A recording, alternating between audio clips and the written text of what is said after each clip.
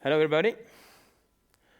Thanks to be so early, actually, on Monday for this talk on distributed machine learning using Apache Spark from the browser. Before starting, I would like first to know a bit my audience. Who knows Spark already? Has worked professionally with Spark? I mean, deployed job on production and things like this. Okay. Scala? Cool. Who likes Scala? Okay, that's fine. Great. So thanks to be here again. So it's a pleasure for Xavier and myself to give this long session on machine learning using Spark mainly.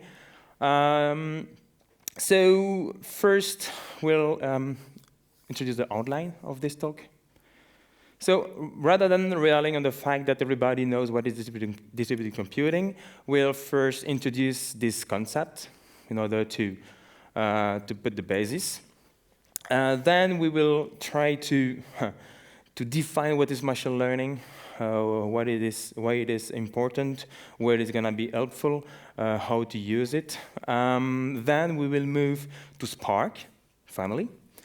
Especially focusing on machine learning on Spark, not Spark per se. So we won't explain the core concept of Spark. So we'll try to give just enough information about it, but we won't go into details about the model behind Spark. So we'll explain why Spark for machine learning is interesting. Then we will have some examples of Spark MLlib. MLlib being the machine learning library in Spark, but also we're playing a lot with other machine learning libraries. So we will also introduce them, give a bit of information about each of them, at least the one that we already work with, and finally a small wrap-up. So a bit about ourselves very quickly. So we created the Dataframe company here in Belgium, dedicated to distributed machine learning on Spark. So on my side, so I'm Andy Petrella, known as the Gorilla. I'm a mathematician. I did a lot of geospatial in my life. I did distributed computing since I started working, actually. I created the Spark notebook. Anybody knows the Spark notebook here? Many the Spark users? Okay, cool, so you will see what's it. I'm a trainer in Spark and Scala for type-safe mainly, and machine learning is the best part of my work time. Yeah, okay, I can introduce you by the way. Yeah, Xavier Tordoir is my buddy. So he's a physicist, bioinformatician, distributed computing as well. Since I don't know when, but since you're a baby, I guess, right? You did Perl at some point in time. You do a lot of Scala right now. You're a trainer as well, and of course, you're a guru in machine learning. So, right, enough about that. First, distributed computing. What is it all about, right? So why we should care about it? First, what is computing then? Distributed computing, so there is computing in these two words. So what is computing? Mainly, computing was something that we were asking to a computer, something that we were asking to it. That is mainly a function, data, and we were computing some output. But for that, we were using three main resources: the processing unit, the memory, and the storage. Right. However, those resources were constraining our work, right? So, and the constraints were put on two axes. The first is time. Processing power and memory is dealing with time mainly, right? And memory and storage is space. So we are constraining our computation to these axes. So since we were constraining on our resources, so that means that we couldn't scale, of course. We can create bigger machines, we can add new memory, we can add new storage, but at some point, we reach the frontiers of the hardware.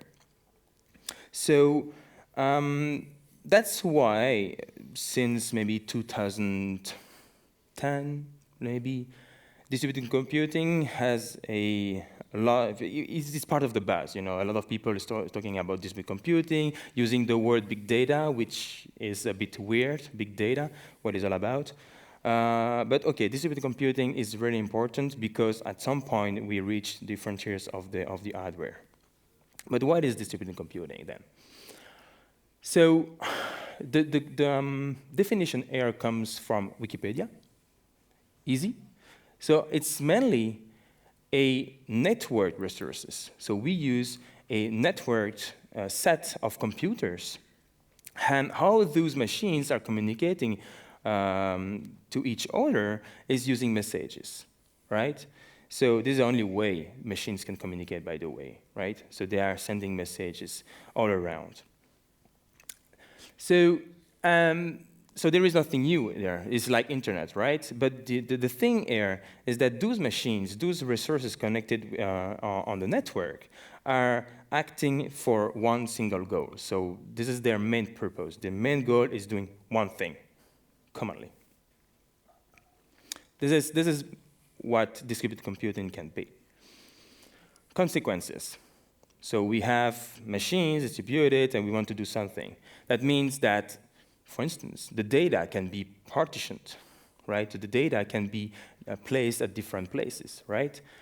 If the data are distributed across the cluster, that means that algorithms that we were used to use, right, have to be very rewritten in order to cope with this fact, right?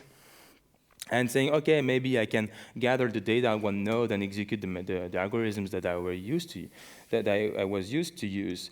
One word, because most probably the data is going to blow your storage or your memory.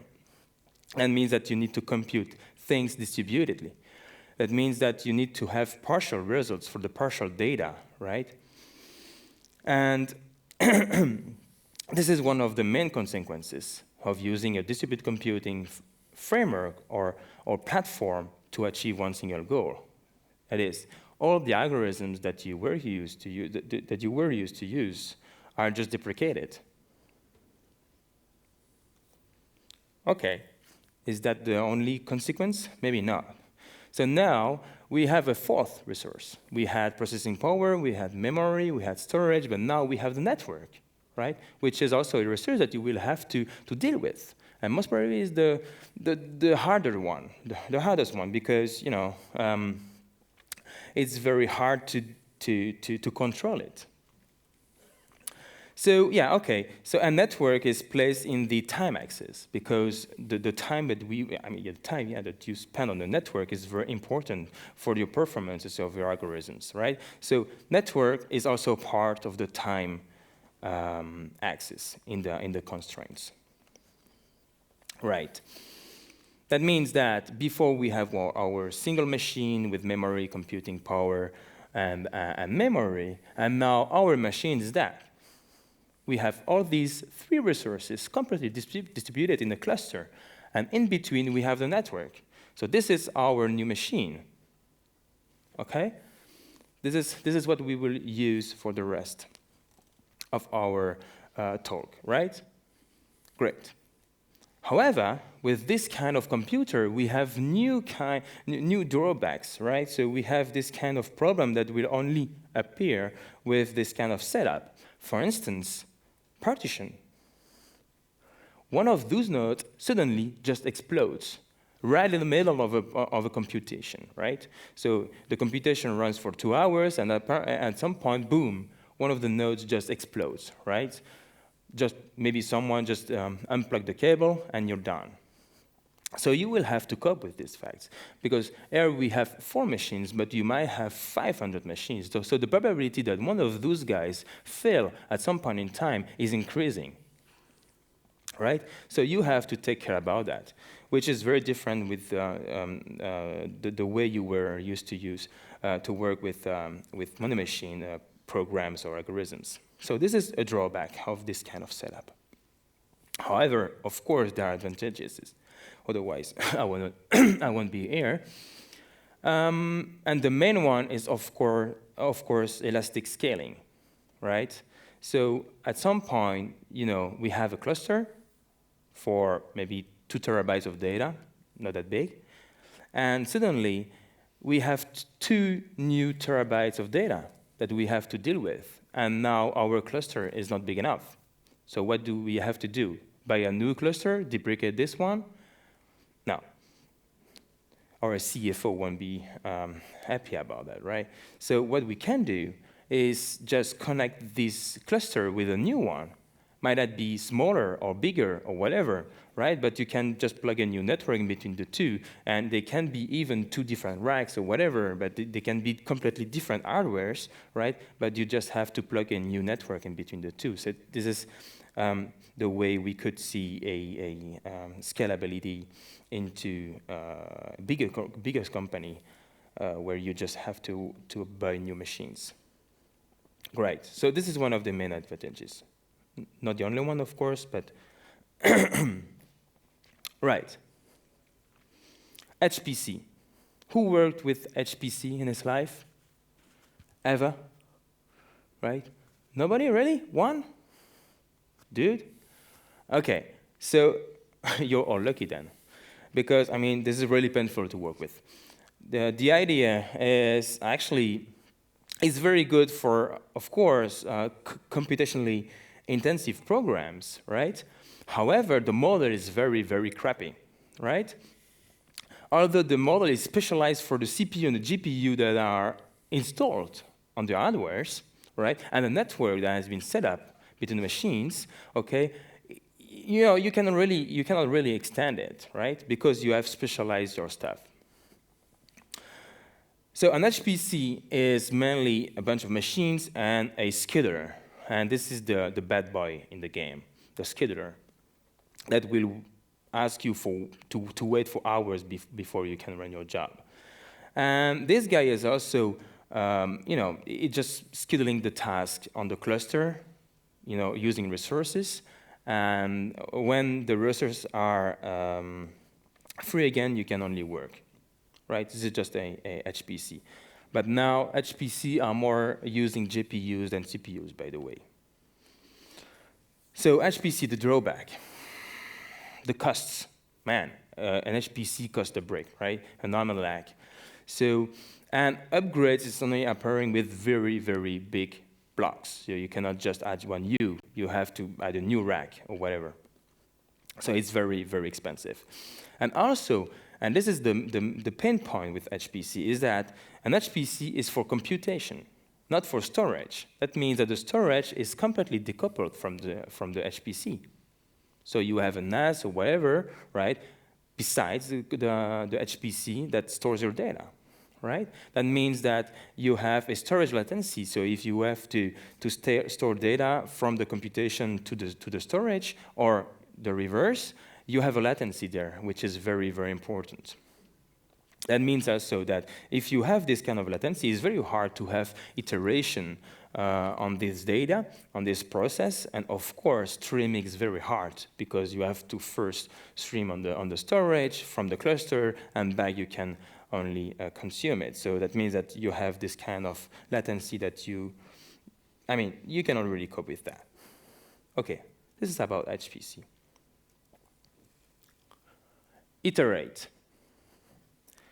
So this is where machine learning is slightly coming in. So iteration. So why do we process data finally? Do we have data and why do we process them? We can render them, but we can mainly with big data or large data, whatever, we can run model on them, right? And in machine learning, that is catching the information, the intrinsic information in a data set is done using iterative programs, iterative algorithms. Might that be streaming or batch, but still, it's very iterative. We will see that in a few minutes. But the thing is, the data at some point can be resumed in a few number of parameters, because our model, right, This is the thing that we are training. This is the thing that we are learning, right? It's just something very small with a few parameters, right? So we are iterating, and we are just constructing something very, very small. This is what we do when we iterate over the data. Might not be petabytes, right? So we have petabytes of data, we iterate out to it, and then finally we produce data set which is like maybe 2,000 bytes. That means that the data is changing very little, and the model is very small, right? So this is our world. We have maybe large data that doesn't change much, right? In the patterns, for instance, and the model is very small. That means in the HPC, we have a problem, right? Because the data is far from the computations, right? And the data doesn't change much, especially in batch, right? So the storage is very far from the computations. The nodes are there, the storage are there. That means that every time we need to iterate over the data, maybe petabytes of data, we have to pull the data from the storage, put them onto the machines, compute, and then send them back to the storage. Sending back what? Maybe just the parameters, very small, but we still have to store them to store them there, right? Because there is no storage, persistent storage we can use in the cluster. So we are moving data back and forth between the storage and the cluster in an HPC world.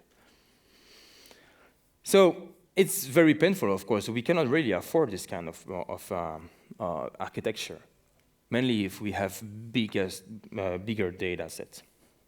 So as a summary regarding HPC and distributed computing,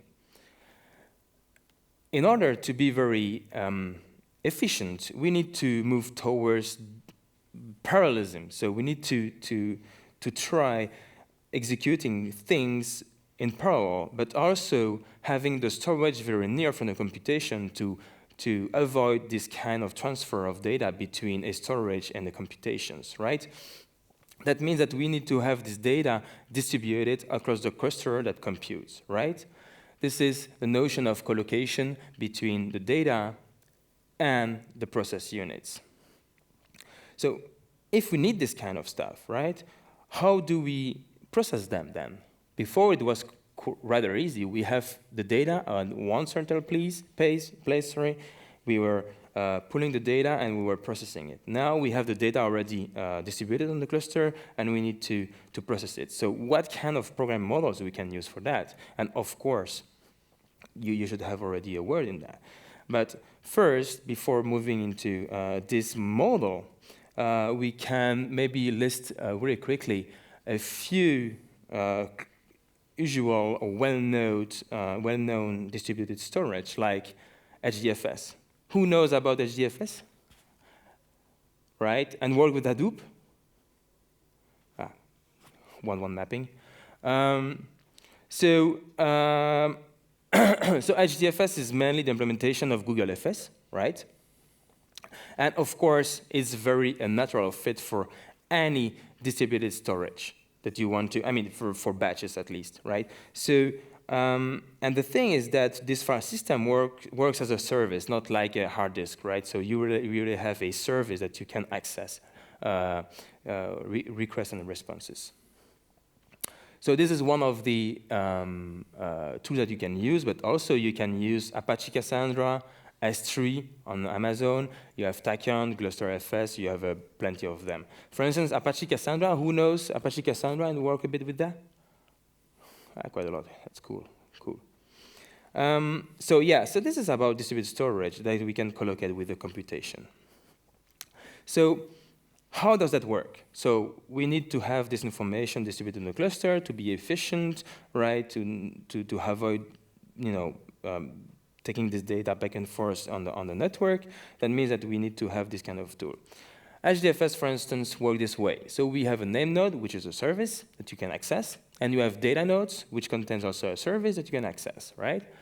But these services are accessed by the name node mainly. And we have a small file, 256 megabytes that we want to store there, right, atomically. So what we say put the data, F256.txt file, replication factor 2. So we want to put that into the file system, and we ask for replication of factor 2, right? And we ask that to the name node. What will it do?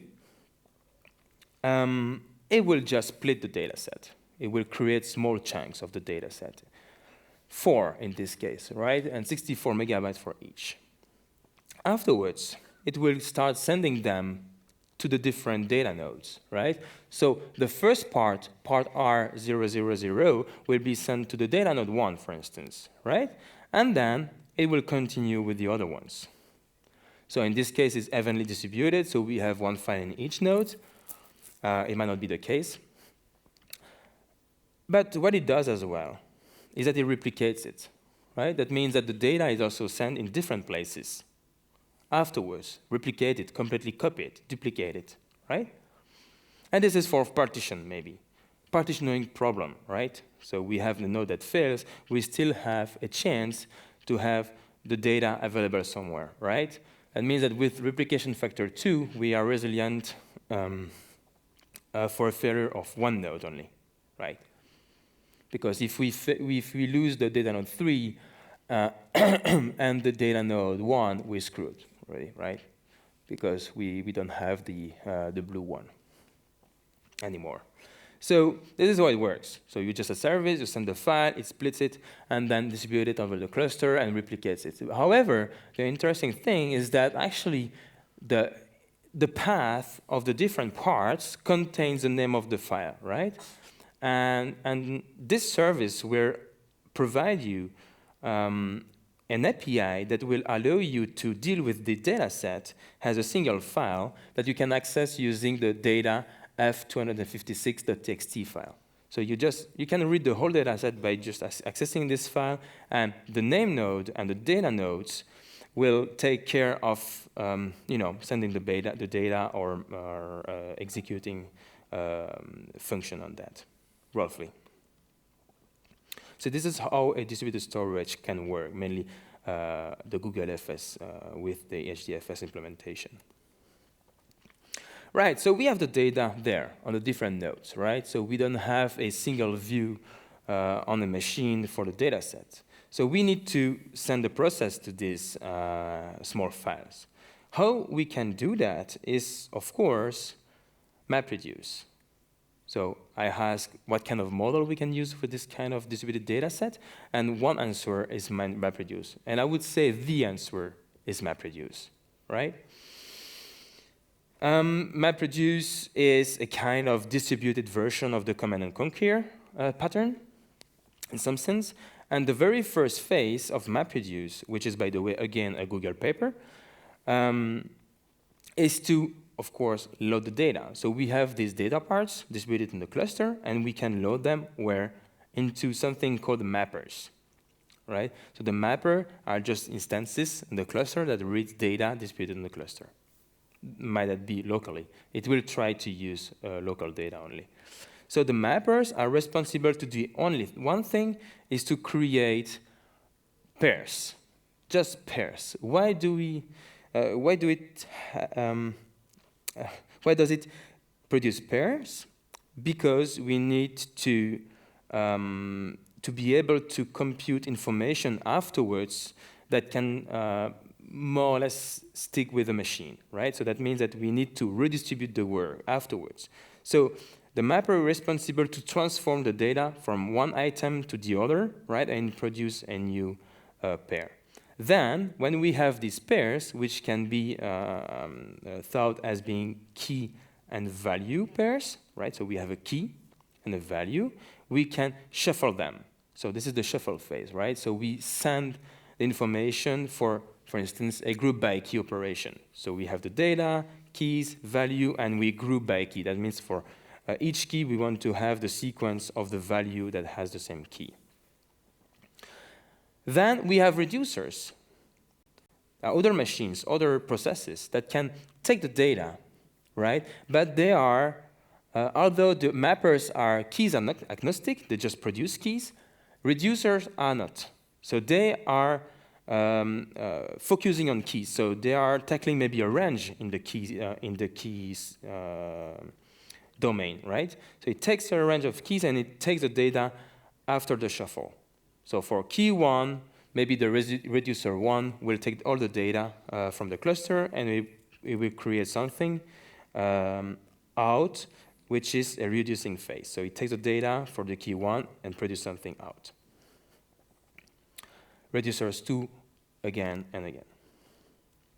And what those guys are producing is a new output, right? So we have mappers producing pairs, shuffling to reconcile the pairs into sequence, let's say, and then the reducers are taking these sequences and reducing into single values, for instance, right? And then finally, we have our new results that we can do what?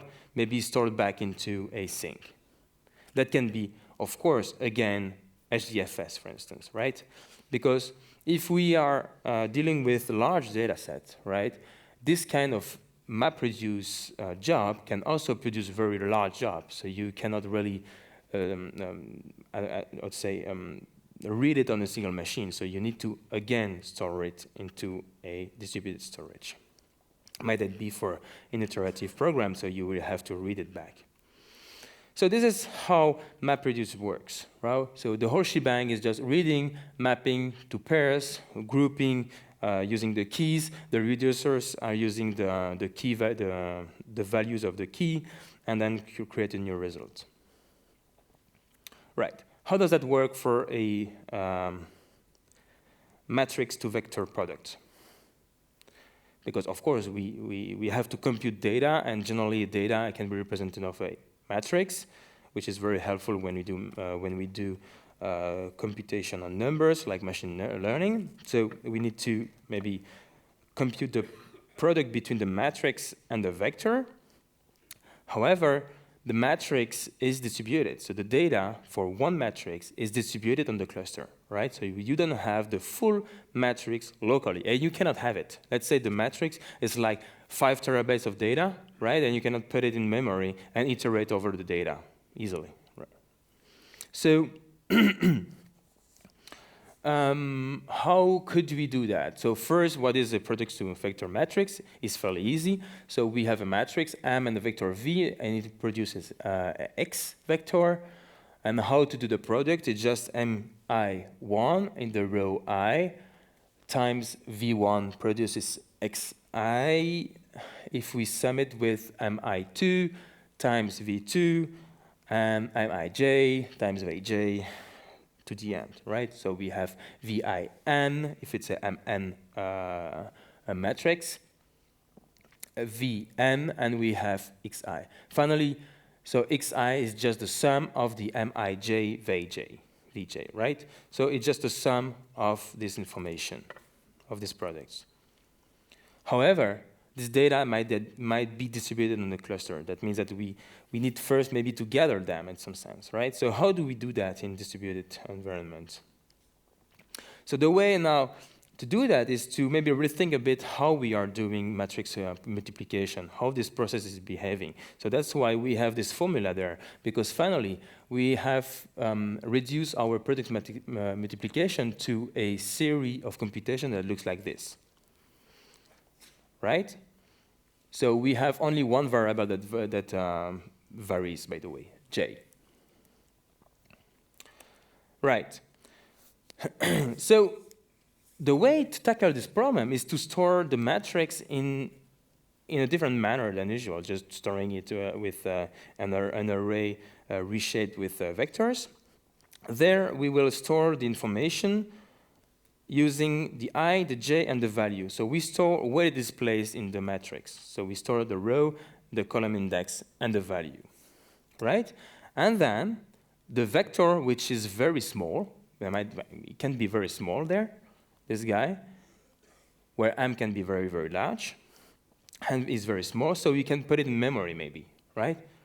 If you cannot, it's even harder. But if you can put it in memory, let's say you can put it in memory, we put it in memory, and that's it. And we can put it in memory in all the machines in the cluster. So we start the matrix ij, mij, and then we have the vector that can be distributed atomically on the different nodes. So how we can compute the product now? So if we take the mapper phase that takes this ij, mj, mij, and produces I and the product of mij times vj, right? We have a key I, and we have mij vj, right? So we have the part within the sum sign.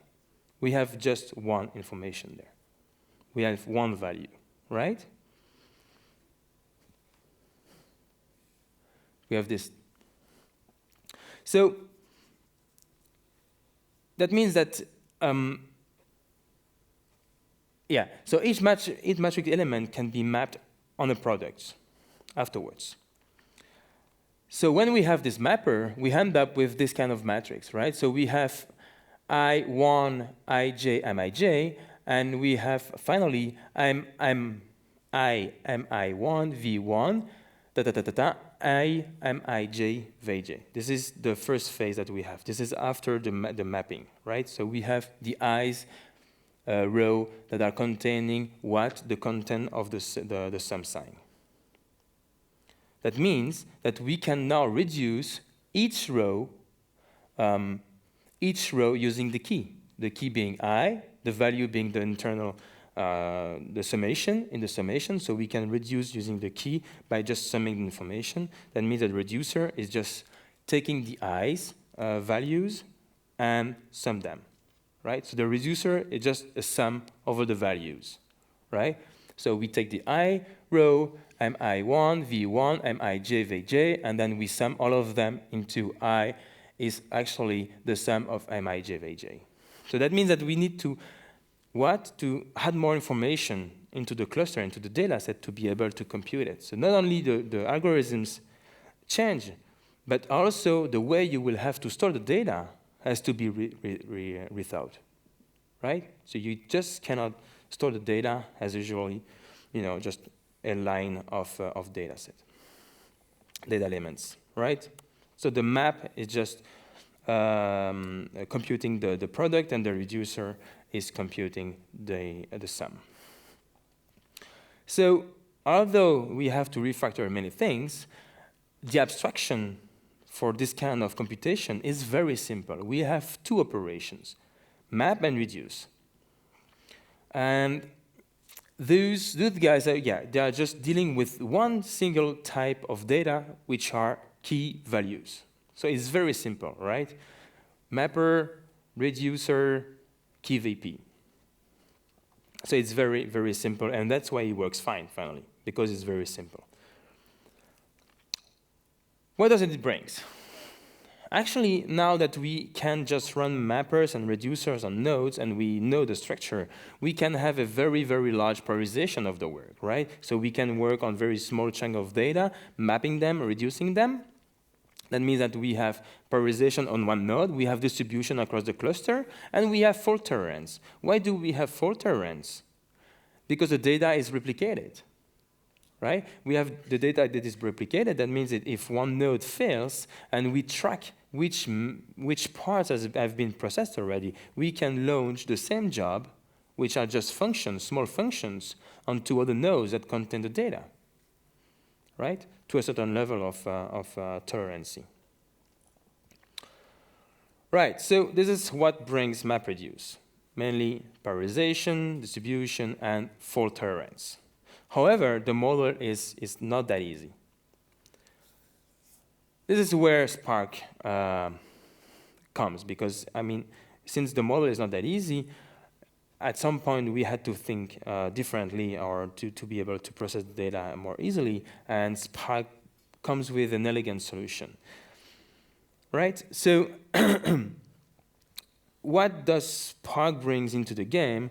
It brings function paradigm. Although MapReduce is also a function paradigm, the thing is there, Apache Spark is reusing function paradigm in the sense that it can combine functions easily, where in MapReduce you will have to combine jobs, which is not that easy. But also it comes with the fact that you have lazy computation. That means that in Hadoop, MapReduce, regular Hadoops and MapReduce, you will have to define jobs, and the jobs will run on the cluster. So if you want to change jobs, they will have to run on the cluster, then the second one will have to run, and so on and so forth. So you can already combine jobs easily, right? Here, in Spark, you will be able to combine jobs easily because the jobs are not sent to the cluster directly. So they are first prepared on the driver, if you like, and then they are sent to the cluster, and where it tries to have optimized plans for the execution. And how it does that is fairly easy and pretty trivial, actually. It just creates dependencies between the computations. So if we have two jobs that depend on each other, right, so Spark tracks this dependency and sees if it can run the two tasks on the same nodes at the same time. So you don't have to run the job twice. I go very fast on this part because it's not the purpose of this session, of course. Right. The other thing that cache is known for is because it uses extensively the memory, right? But not only the memory, it uses also the local file system, by the way. But the thing is that Spark can also cache a lot of information and tries to cache as much as possible information in the memory. That's why in Spark executors, there is more room in the memory for the cache than for the computations, for instance. So if you have more information in the cache, that means that you will have less I/O, of course, right? And also less network, because that means that you don't have to read the data back and forth from other sources. Great. So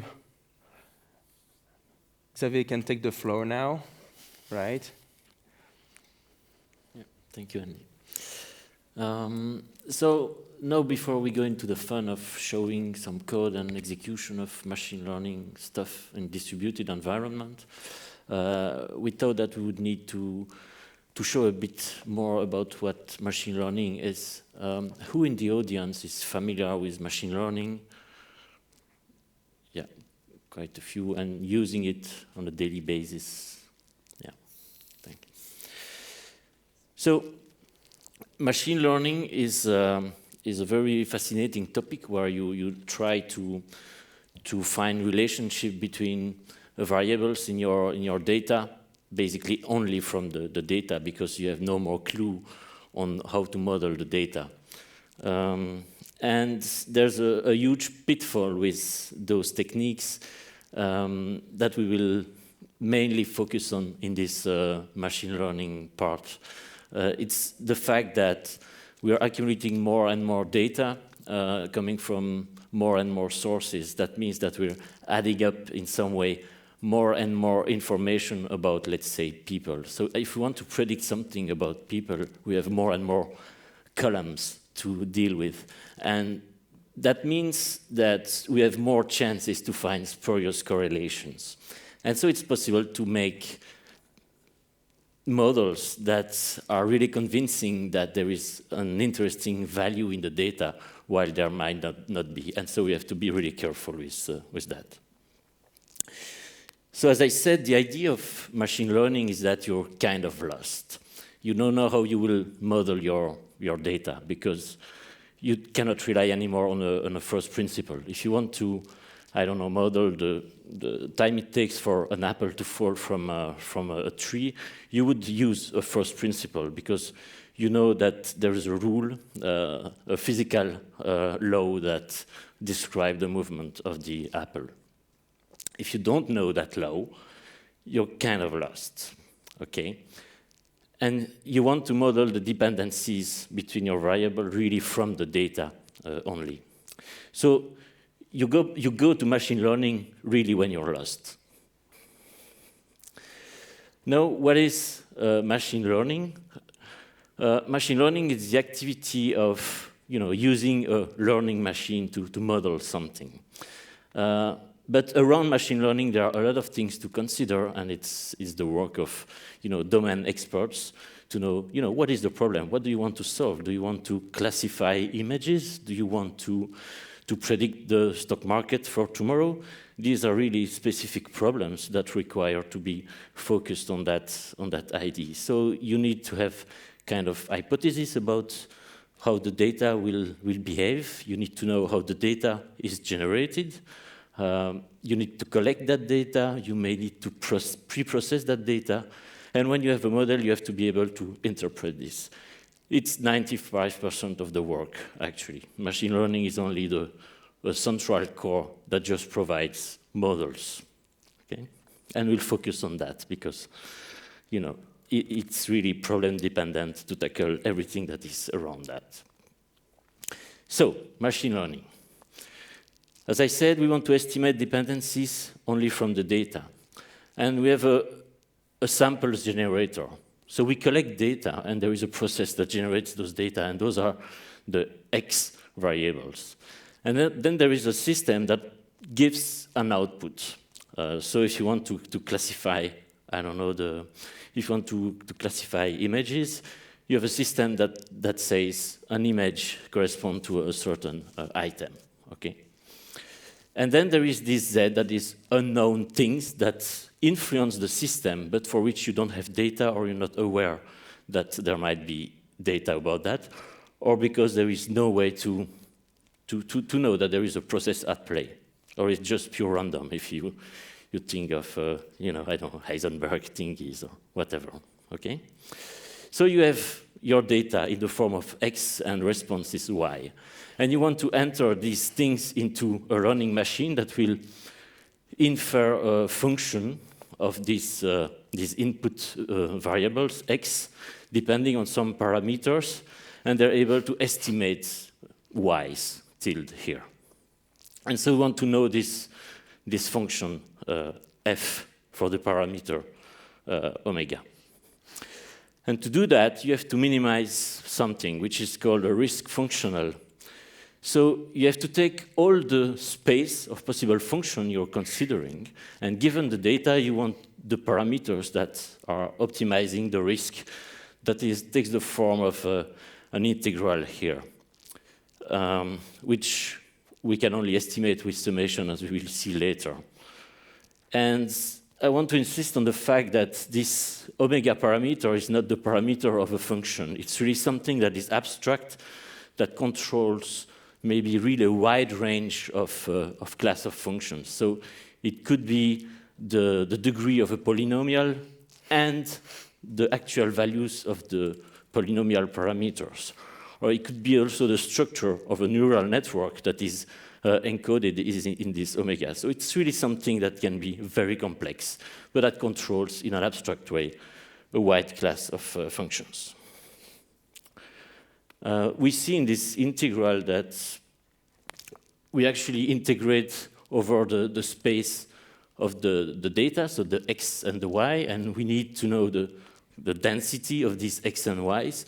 And we multiply this, so we take the average of a loss function, which is something that is a cost. What is the difference between the output and the prediction over this whole space?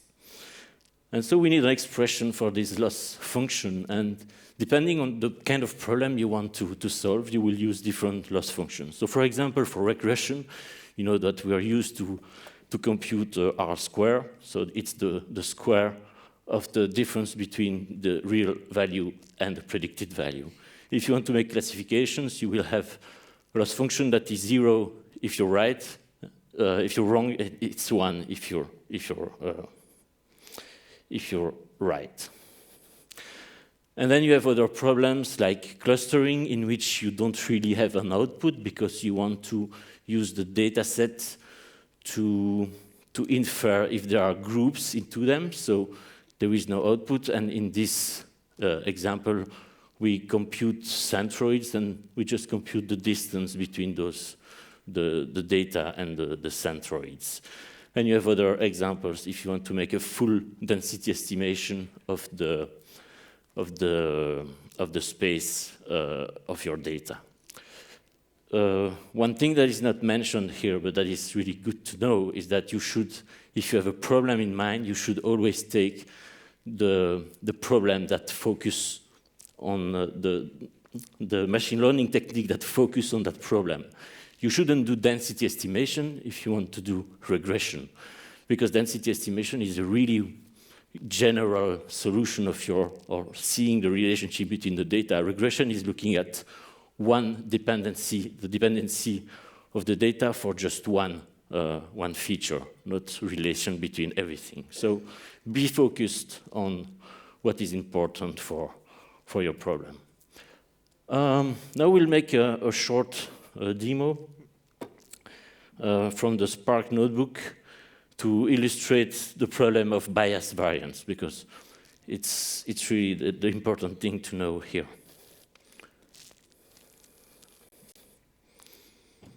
Okay, so I can introduce the Spark notebook in a minute. So the idea of the Spark notebook is that it's a web interface that allows you to write code in cells and to execute that code in Spark. That means potentially on a cluster. So you can work either locally. So the Spark notebook server is able to spawn a local Spark cluster, so you can work locally and develop programs locally, or you can connect your notebook to a real cluster and so make computation interactively at scale. Here we will not be leveraging, yes, we will be leveraging a bit of Spark, but not really in a cluster.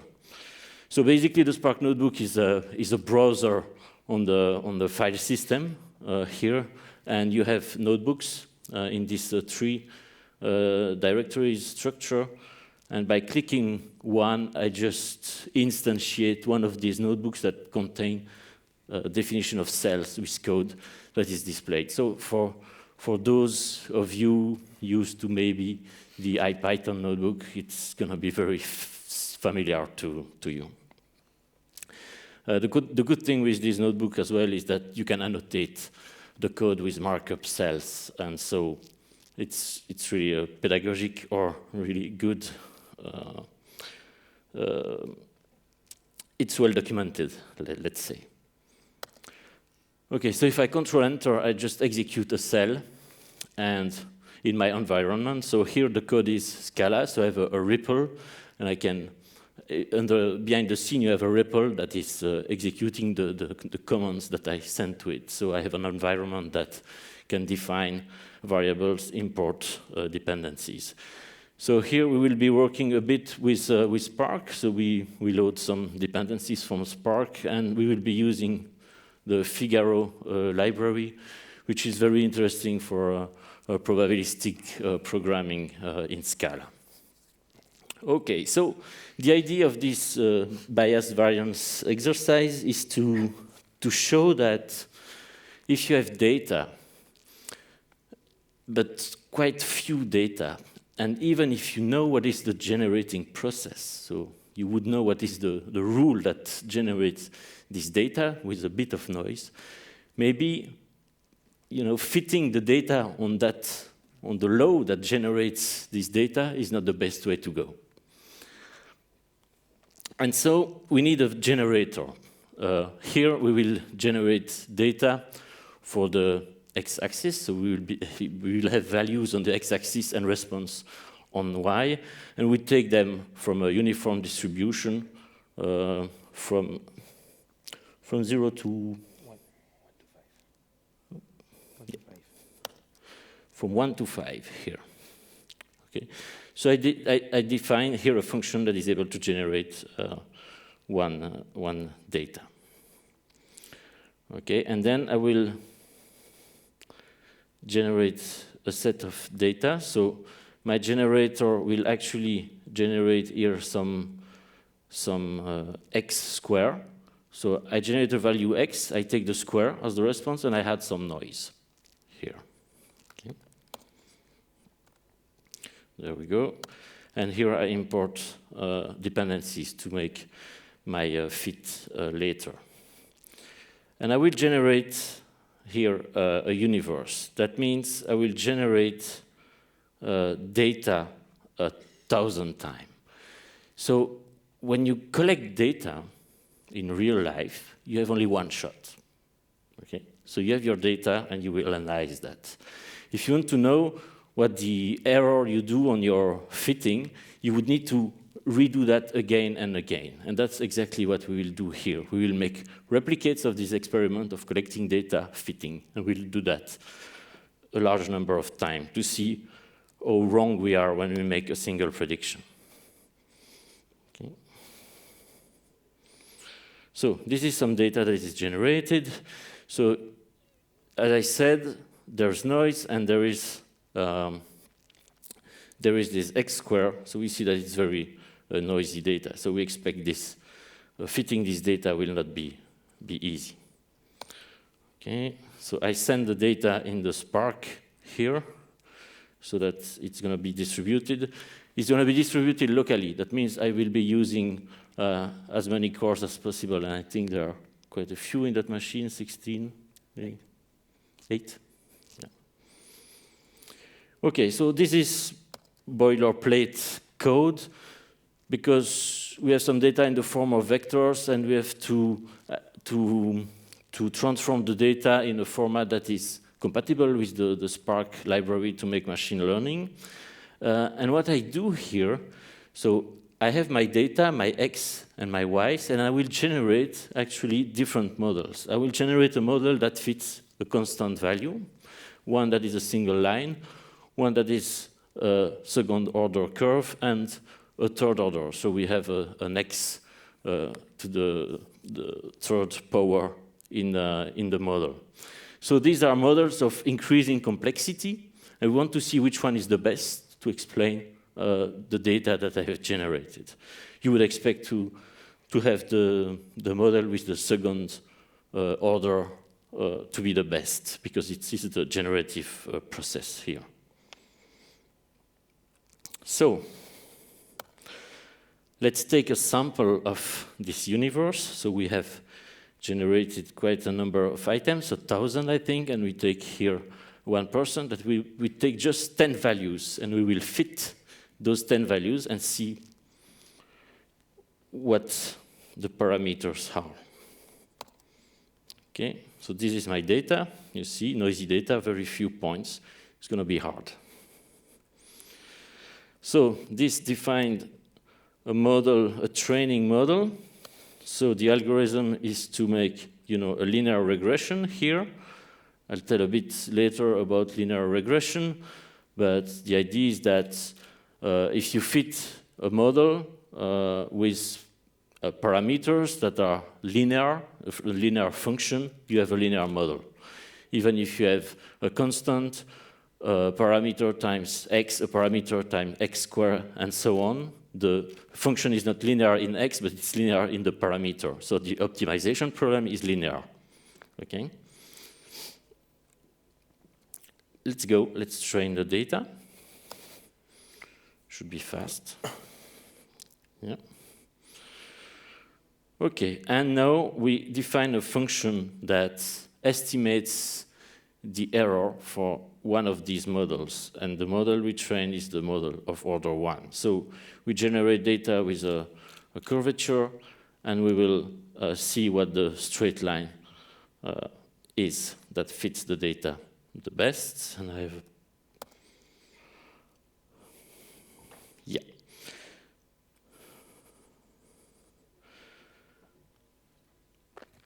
So you see the fit, the straight line. I don't know what the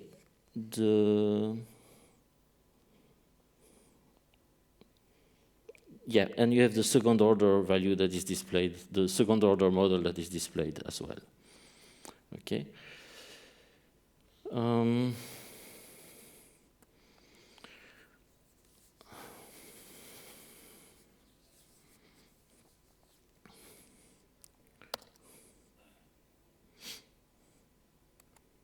Sorry, I'm lost here. 1 second. Back. There. Stop. Yeah, there. Okay, so this is the data. This is really the parameters of the. This is what the data looks like. So you have a label, which is the y value, and the feature is the variables that this y value depend on. And in this case, because we take the first order model, we have the x square, the x value here, and you have a 1 to make the interception. So the one says that there's a parameter multiplied by 1, and the other says that there is a parameter multiplied by 2.5. 0.42, and this thing should be equal to 5.9, the label value. Okay. Now let's see what the prediction here. You see that it's 6.8. So this is how we will be measuring the error on the prediction. We can make simple predictions here. And let's look at all the predictions and so the difference between the predictions and the real value here. That's right? Yeah. Yeah. So we see that you have quite some variation here in the prediction. Now, we will make the fits for each of these different models, and we will compute the mean square error. So we will compute the error on each point, take the square, and take the sum of this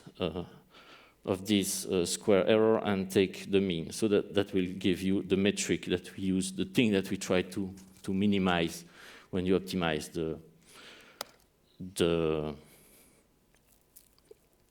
model. And as I said, we can measure this error, but what we will do is measure this error on replicating the process again and again. So we take 10 data at random, fit the 4 models, see which one is, see the error on each one, then we do that again. Error on each one, do that again. And then we'll be able to measure the average error we have on each model for this process and see which one is the best. So that's quite a few computations because we make 20 computations. So we have 20 times selecting data at random for training and computing the error on each of these models each time. And so we built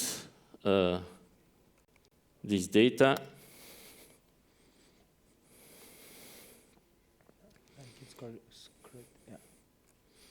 Up and down. Yeah. Scroll. Yeah, okay, so we display the data here. So for the order 0, we see here the range on which the mean square error is varying, and you have the same for each order. Okay. Now we will aggregate all this and make computations of the average here. So we have for each model order, the number of times this model was the best to fit the data. And so we see that order 2 is the best most of the time. What's the difference? The other is a training set. It's overfitting. It's overfitting with the third order. So, yeah, so we see that it's actually overfitting because the best training model is more often the one with the third order. The reason is that you actually have noise in the data. And if you have a complex function, it will try to fit this noise. And so validating your model only on the training data is wrong because you're trying to get the noise. You're trying to model the noise, which basically means nothing. And so you're able to find relationships that actually do not exist. So you have to be very careful when you deal with this data processing, especially in the presence of noise and if there is few data. Of course, if you collect a lot of data, you're able to see better what is wrong in the process. So that is for bias variance. You have to be aware that so the variance is the way the data is varying, and you may, if you go too much towards the variance, you're actually fitting this variance that is noise. The bias is if you go the other way around, if you fit a constant on something that is more complex, actually you're not able to see the patterns in the data because the function is not complex enough, and so your model is always biased towards a certain class of functions. So that was for the notebook. Now let's go back to what machine learning is. We saw that we have data and we compute a function. And going from one to the other requires to have a method, which is called actually an inductive principle that tells you what do you do with your data to get a model. So it's a kind of, program or script of telling you, a script in paper, not a script in computing that tells you do that, you do that, you do that. Okay. And there are several inductive principles that you should be aware of. Very well known is what is called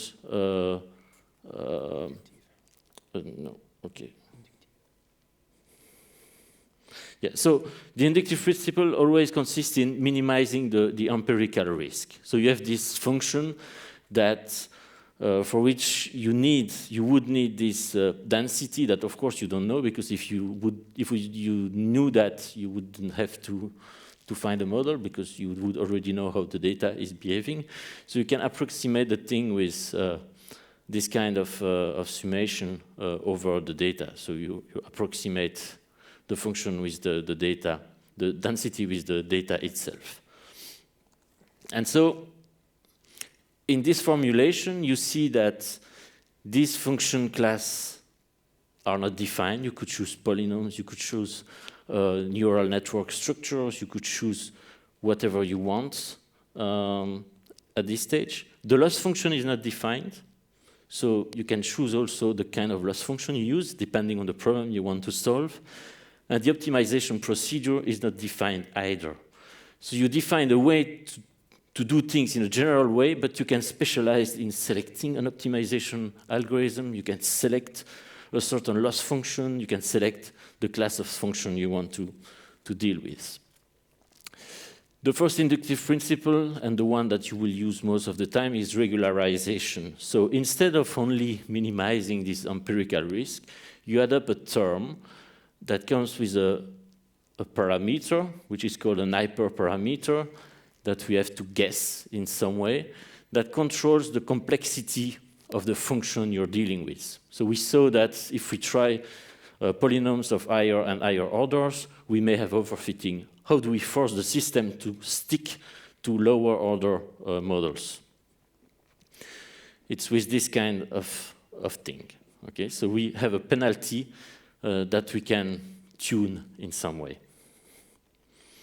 There are other ways to do this overfitting control is early stopping rule. So if you have algorithm, for example, in neural networks, you have iterative algorithms so that try to converge towards a final model. If you stop before it's converging, you may avoid having overfitting. But it depends on the initial parameters and the optimization algorithm, because it will take a certain path, and so you in some way you penalize the path. At some way you cut the path and you say stop. But if you start from another position, you end up somewhere else that would converge there. So it's a bit tricky to know where you are. But it works. Then you have models. For example, if you think of these polynomials of higher and higher orders, it's a kind of structure. It's a nested structure. You have order 0, 1, 2, and so they're embedding each other in the previous one. And there are theories that allow to make analytic estimates of empirical risk depending on these structures. That is not so often used. Then there is also Bayesian inference, for which you assign a prior probability on each class or each model. And then so depending on the data, you will update these probabilities, and you end up with an interesting feature, which is a mixture of model with probabilities assigned to each of these models. But it's really hard from a numerical perspective because you have multidimensional integration to do. But those models are always very, very interesting. One thing that is important with your data, as I said, is dimensionality. We accumulate more and more features, so we have more and more columns. That means the space we explore is getting huge. And the number of data you need to be able to model, the number of samples you need to model something that has many columns is really growing very fast. In some way, you have finite data always, and you want to make a model describing this finite data. Of course, the smoothness of your function depends on the density you have. And so we need kind of constraint on what you have in your neighborhood. You need to constrain your optimization depending on the kind of neighborhood you're able to model. So density is key in these procedures. And if you think of density on a line, you have 10 points per meter.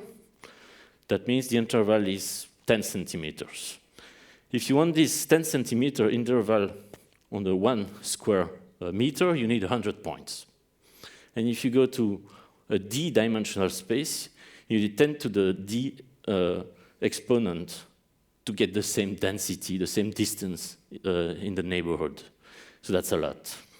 Okay. That means to keep the same smoothness on your data, you need more and more and more samples, which is not always possible to accumulate. And that's the same thing for sampling. If you want a sample of your data, and you want, let's say, 10% of the entire data set you have, on a line you take 10%. On 1 meter square, you need 31 centimeter of size. And if it's a 10-dimensional space, it's 80 centimeters. That means that data is always on the edge.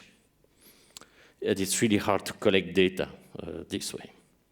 And so it's really hard to make any local estimation from the samples. And training is hard. And you have this thing that one data point, because they're all on the edge of the space, they see themselves as an outlier, like I am now. Everyone is far away, okay?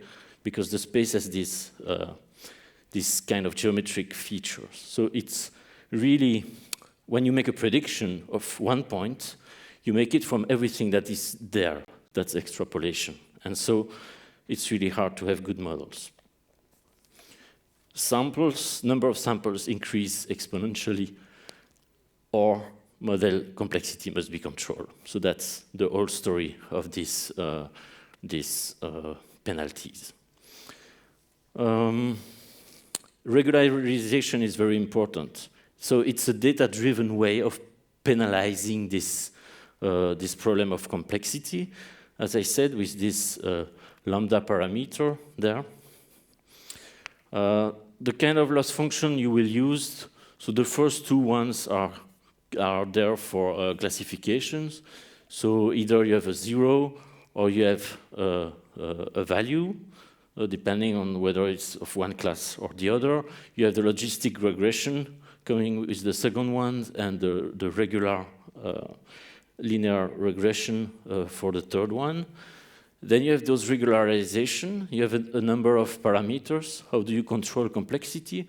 You can use the L2 regularization, which consists, for example, in linear models, to sum the parameters of the linear model. So the higher the values of these parameters, the worse it is. That means you want to reduce the number of parameters with large values if you want to control complexity, which is exactly what you want to do, and you have several ways to do that. And I say everything about that because the basic machine learning methods are using those features. So it's good to know what they are. And then you have optimization. And so you need to find an algorithm. And that's where the fun is, because when you're doing distributed machine learning, the optimization algorithm must be really fitting the distributed environment. And there are three important ones when you think of linear optimization that's gradient descent, but it requires the entire data set to be processed at once. So that's not good for distributed computing. Stochastic gradient does that in batches, but it converges very slowly. And then there are some other methods that look at several steps, keep them in memory, and make estimates of the curve that you have to take when optimizing. And those are really fast and are implemented in Spark. So we see that we have everything except lambda. Okay? It's a parameter that must be estimated, and it should be right, okay? Because it's the one that controls the complexity of your model in the end. And how to do that? So this is the universe. So this is the entire space. If you could collect every data in the world, that's what you would get. In reality, you only get that, okay? So what we want is to fit the data. And we want to know if we're right or if we're wrong with this lambda estimation.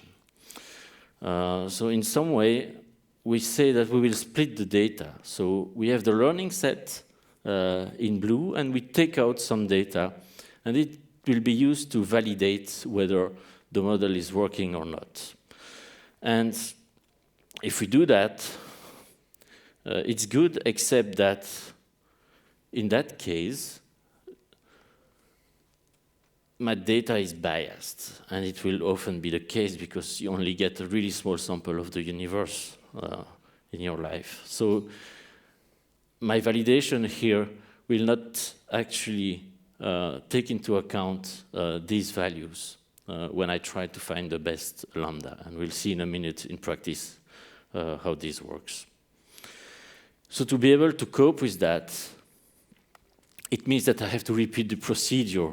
So I have to chunk my data set in small parts and make my optimization and validating on something at random in that part, but also that part and that part. And I have to combine all this to get the best view of the model I want here.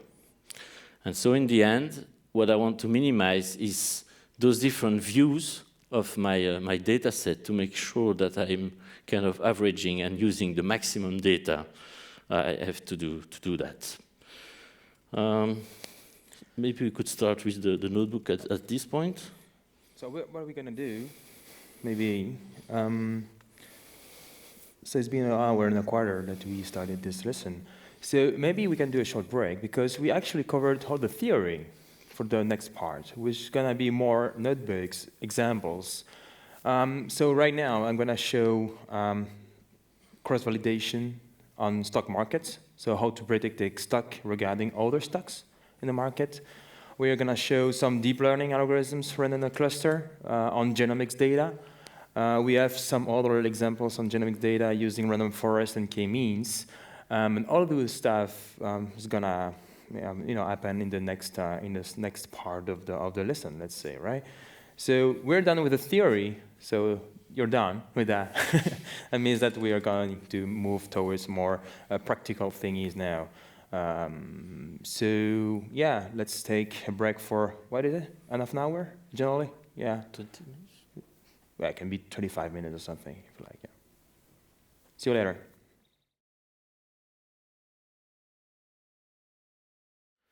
So welcome back for the second part. So we ended up with this k-fold idea of having the same data set split in different parts, and then we can train the model of some parts and validate it on the rest, on the remaining parts. So MLlib. MLlib is actually the library in Spark, on the Spark stack, that is dedicated only to machine learning implementations. So they take models and they implement them in distributed manner. That means that they really focus on the scalability and the accuracy. But the scalability of the models are very key there. So they are really focusing on this parameter. So But first, before entering the MLlib itself, what is Apache Spark? We really didn't mention it very in detail, so it's time now to give a bit more information about it, although I would just scratch the surface. Anyway, so Apache is known to be, you know, a distributed computing framework for large-scale data processing engine. So it's an engine, right? So it's not a, you know, a platform or whatever. It's just an engine. It's a library, right? However, Spark also defines the core. So it defines the core abstractions to process data in distributed environment. But with this core API, all the libraries have been built on top of it, right? In order to process different kind of structures or to process data differently. You know, for instance, you can process data using SQL queries or data frames, which are more or less just an abstraction on top SQL as well. Anyway, it's just a relation algebra. But also, Spark can process data in a stream manner. So not only like Hadoop, you can process data which are stored in a cold storage, file system, whatever. It can also take data in chunks and process them online, right? It has also implemented the bulk messaging system. That means that you can process data in a graph manner by sending messages to through edges to nodes and process data using super steps, like in Petrella, again, a Google paper. And then we have machine learning. And machine learning is the core API that is applying models in an iterative manner on the data, right? And extracting the patterns like we just saw. Right. So Apache Spark is a distributed computing framework optimized for the memory usage. So it's quite fast. So you can really use extensively the memory of your executors in Spark, right? Also, it optimizes the way the tasks are processed, combined, packaged to the cluster, executed. So it tries to chunk as well the overall computation into small portions and stages and send them to the executors to be processed. So it optimizes also the way the data is processed on the cluster. And of course, and most probably this is why it is so famous right now, the programming model is very easy, right? So for who knows now the Java 8 API or Scala or whatever, like this, I mean, this API is very, very near from what we know right now, using maps, flat maps, filter, you know, predicates, and so on, group by. So the programming model is very, very easy, which is one of the main advantages over Hadoop, like 3 years ago when I started using it, for instance. Right. However, not only it's, you know, optimized in different manners, but also it's interactive. That means that actually you can react and you can send jobs to the cluster very interactively, because in some sense, since it tries to optimize itself, it can package jobs and so on. You can just send one by one the instructions, and it will process the information lazily. And then when you will require an action, it's going to process the information, the computation in the cluster. So it's interactive because you have a REPL, for instance. You can have a REPL that sends the computation on the cluster. And this is basically how the Spark notebook works. So it's interactive, so you can send commands to the cluster, and you can send them at any scale. So it's not only just a REPL on the local machines, but you read the REPL is connected to the cluster, and you can send jobs that process up to, you know, thousands nodes. The maximum that we've done was 700, right, at Cray. So 700, and we had like a browser controlling all this power. So how to use Spark, right? So we're gonna show very quickly a notebook that shows what is Spark roughly, right? Or very yeah, I'm not going to go into details, but just showing quickly what is Spark. So I have a notebook that is available for that there. If I need to increase the font, just tell me, right? Is it okay like this, or do you want me to increase? Who wants to increase? Shout out. No one? Okay. Right. It's okay? More?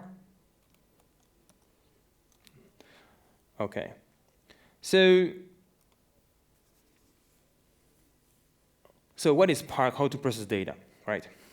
So first, I'm gonna download some file from the internet. So just quickly a file that is available on our S3 that I can get directly like this. It's a rather small file. So as we can see here, we can read it quite easily, and I will show how many lines we have. But we have a Spark context available in Spark Notebook. And you can call text file on it, and you pass the file path to it. But what is a Spark context? A Spark context is a context for Spark, right? Okay, that's fine. But it defines everything the engine will require to be able to process data on a cluster. So it will take where is the cluster, the information about where is the cluster, how many resources it can use, what are different credentials, and also maybe all the information to interact with sources like Cassandra, I don't know, React or Mongo or whatever, right? So it defines already the context of your job. And we can have a quick look on what it is. So if I do Spark context get conf to debug string, so I have a few information there. I have the app ID, which is generated, random, the app name, which is interesting to have, because if we have a larger scalar like Yarn or Mesos, just mentioning them, you can differentiate your different jobs. The Spike driver host, this is very important, the driver.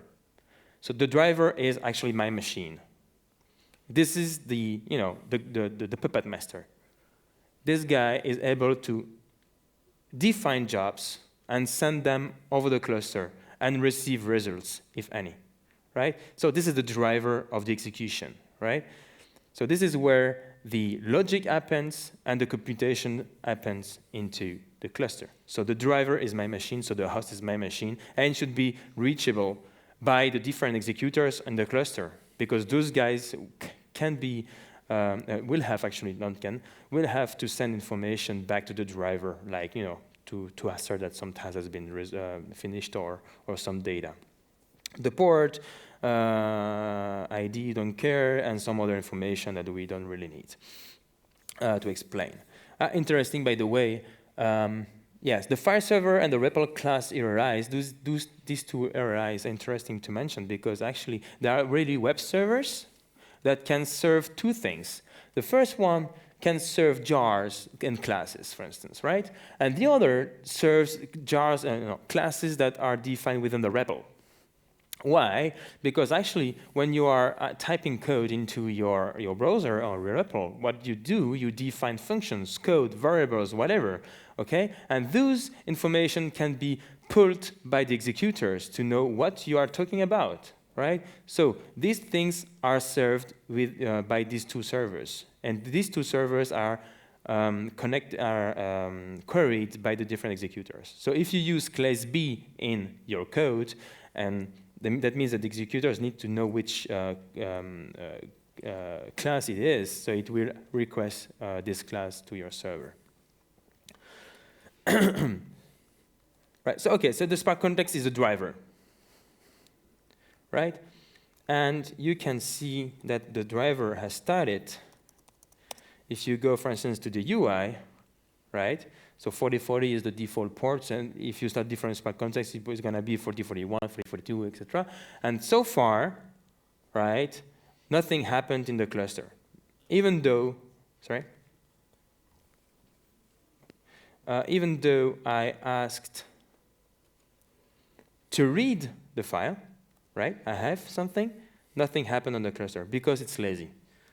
So I'm not going to go into details, but it's just lazy, right? So nothing happened since, so far, sorry. But what do I have right now? I have a lines variable, which is of type RDD of string, so brackets means a type parameter. So my RDD is gonna contain strings elements, and RDD is the definition of a computation on the cluster, and in the element that you can process in this computation are strings, right? So that means that the data that's going to be processed in the cluster are just partition of strings, right? So nothing else. Right, so I read some data, but I can now parse them. So if I read a few of them, so if I do lines, come on, take 4. Now, of course, screw it there. So lines, take 4, I'm asking for the fourth items in my RDD. It returns me a table of 4 entries, which are the four first lines in the data set eventually, right? So, and the lines are a stock, a date, and a price. And as I can see, there is this pie chart that's happened, that just appeared. Why? Because actually I asked something on the server, on the cluster, sorry. So at that time, I asked the Spark context, the driver, to really request something on the executors. I asked them to send me 4 information, 4 lines. That means that there is an action. That means it cannot be a lazy anymore because I'm just waiting for them, right? So the return of take is an array of string now. And if I go to the UI, there I have a job. And it has 1 task and it's accessed, which is also shown there. Okay, so I have data like this. That means I need to parse them, and how to parse them, as usual, I can define object, classes, parsers, blah, blah. I can define them into this cell, just a code that will read each line, and I have a model that represents the date as well, just for the show. Right? But I'm defining classes, right? And these classes will be used in the executors remotely, maybe in the US, because my cluster is in the US, I'm here in Antwerp, right? So these classes are here. Right, so what I can do with that now is that I can ask for each line to be parsed using the code.parse function, right? Because parse here is a def that takes a line and returns an option of code. Great, so I can take the lines for each, I parse it, and I'm gonna collect only those that were actually defined as I was expecting. Great. So nothing really happened right there. So I still have an RDD because actually I'm not really asking for anything, just parsing them, right? But I don't want to see them yet, just asking for a computation to happen sometime. At some point in time. Right, okay, so I define now an RDD of what? Of code. That's cool, okay. So to be sure, no computation, that's fine, great. So this is how, you would do in Spark to connect to sources. You have text file, you have JSON file, you can connect other libraries like the Cassandra connector to do Cassandra table or whatever, and then you pass the information to connect to the sources, and then you will get an RDD of something. And when you have this something and you want to reshape it into a way that you can process it more easily afterwards for your model, right? You can map it into another version. Right? You can strip the information, you can you can compute aggregated values of it or whatever, but you can map them. You can collect, so you can, for instance, get rid of the information that are not respecting the constraint that you were imposing to the system, and so on. So, the model here, map, collect, text file, and so on, are defining behind the scene, right? MapReduce jobs, in some sense. Not like scalding for who knows about scalding, but in some sense, they are sending mappers and reducers, right? In stages, but it's more or less how it works. Right. And as I said, Spark can work with SQL queries. It can work with data frames. And how to do that, you can define a SQL context around the Spark context that will just define external functions, and extra functions that you can use. So how to do that, you just import the right class and you create the objects, and then you can import new functions and implicit conversions for who knows Scala. So just a way to, in this case, to add functions to existing classes without modifying the bytecode, right? Just a sugar. Great. So I've imported everything related to SQL, so I should be able to deal with my data in a SQL way or in a data frame way. But what is a data frame? So how I could create a data frame out of my quotes, which are RDD of quote, right, is using SQL context create data frame codes. And then I get a data frame.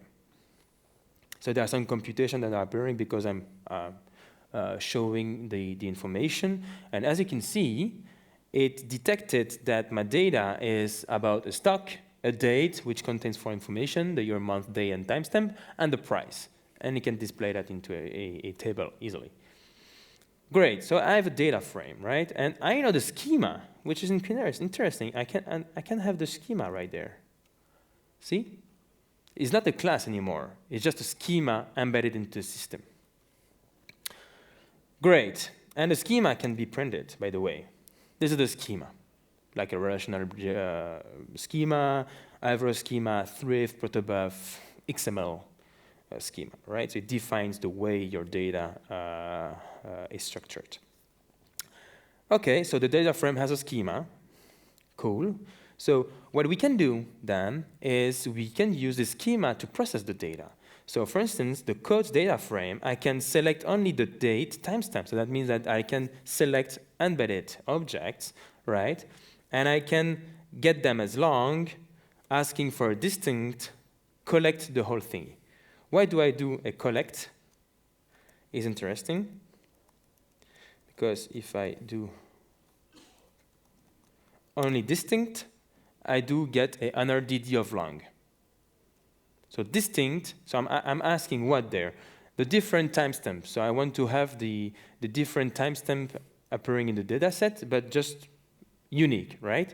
But actually the data set is very distributed.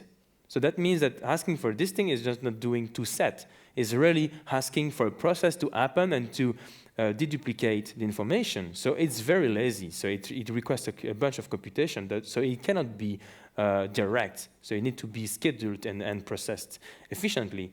And to do that, I can call an action like collect here. And collect is saying, OK, now please give me the information. Collect information from the executors, the 700 executors, and I collect information which are the distinct partitions, right? And during the collect, it does the final deduplication, by the way. Right, so I do 2 lists and I sort it. And then what we can see that into a table, for instance, what I do there is actually, so I have these prices there for the stock, but I don't want to keep this information on just price. I have a time series. What interests me is the way the time series is actually evolving over the time, right? So -2, +1, -05, you know? So this is the information that I want. So it's like a diff of the time series shifted by 1 date. So actually here, what I'm computing is the distinct list of timestamp, sorting them, and then I'm sliding over this timestamp series to take them 2 by 2. So this is element 0 with element 1, 1, 2, 2, 3, 3, 4, and so forth, right? So now I have the element that I can coordinate. So if to be more precise, so DIA, okay, for this date, right? 20, yes. I don't want to keep this information, but I want to keep the information 120, 79 minus 118, 89. So this is information I want to keep. So I need to have this table to coordinate them. So I have this data. It's just a con, I don't want to execute that. And then what I can do is that I can define this table to be broadcastable. So I have this table there. It's just a list of doubles, pair. So I want to broadcast it. What does it mean? Is that I'm asking the driver to broadcast this table. That means that this table is going to be sent all over the cluster just once. So I'm sending this information to all the nodes. So that means that this information is available on each node. Then I'm doing a bit of processing on the codes in order to reconcile the timestamp altogether. So I'm not going to explain this in detail, but what I do is I check if the timestamp is present in the table. If it's present, I deduplicate the information by changing the date anyway. So here, for instance, I'm returning the same row twice, but with a different timestamp. That means that the information is present more or less twice, but with different timestamp. That means that if I execute this, at some point there, I can group by two things, the symbol and the timestamp. Since the timestamp is present twice with the price for today and the day before, I can group by this information and then sum them all to have the information, the difference, right? So here I was multiplying the current one with -1. So I group by symbol and TS. So my information that I want to group on is symbol and timestamp. And what I do is an aggregation over, in SQL is group by having, group by and then the computation in the select. It's before, here it's after. So group by and then the computation that we want to do. Here the computation is summing the clauses as diff close. So we take 120 minus 118 and we rename the column as diff close. That means that now we have this, DIA, TS, and the difference between the two. So as you can see, it's not as easy as a local machine. When we take the data, we put it in memory, right? We do a tail, we zip, and we do the difference. It's not like this. We cannot do that because one date can be on one node, right? And the date after can be on another node, right? So you cannot just load everything in memory and just slide of one element in the series. So it's not that easy. So that means that even something simple can be very tricky because I might be processing, petabytes of information here. So just to check that we have everything fine. Right, so interesting thing now is that this data set can be stored back into a system, like HDFS, for instance. And there is an efficient way to store information now in distributed manner, which is Parquet. And Parquet is a way to, to compress the data and to prepare them in chunks in such a way that you can process them easily in distributed manner. Anyway, so it's a very efficient way to store data when you have the schema, but you have to have the schema to be able to do Parquet. So since I have the schema, it's part of the data frame, I can store the information in Parquet, and it can blow up because I might have the data already in my system. No, it's okay, right? So I'm here storing the information into my file system. I can show it, by the way. If I do shell ls this, boom, you see that I have several partitions, right? So for each partition that I had in the system, because Spark takes the file, create partitions out of it, do the processing, and then when we ask, okay, now you can save the data as Parquet, it takes each partitions as Parquet and dump it in the file system. Here I'm processing local, that means everything is the same machines, but if you were distributed, the data would have been stored distributedly on the system, and if you asked to save it on HDFS, for instance, it would have been saved directly to HDFS as partitions. So it's rather efficient. And if you are JSON freaks, not like us, you can also store information in JSON. You have writers for Parquet, JSON. I think Avro has been created recently by Databricks as well. So you can store information as JSON. So if I do a quick check of this information over there, I have several files of JSON. So I can do this.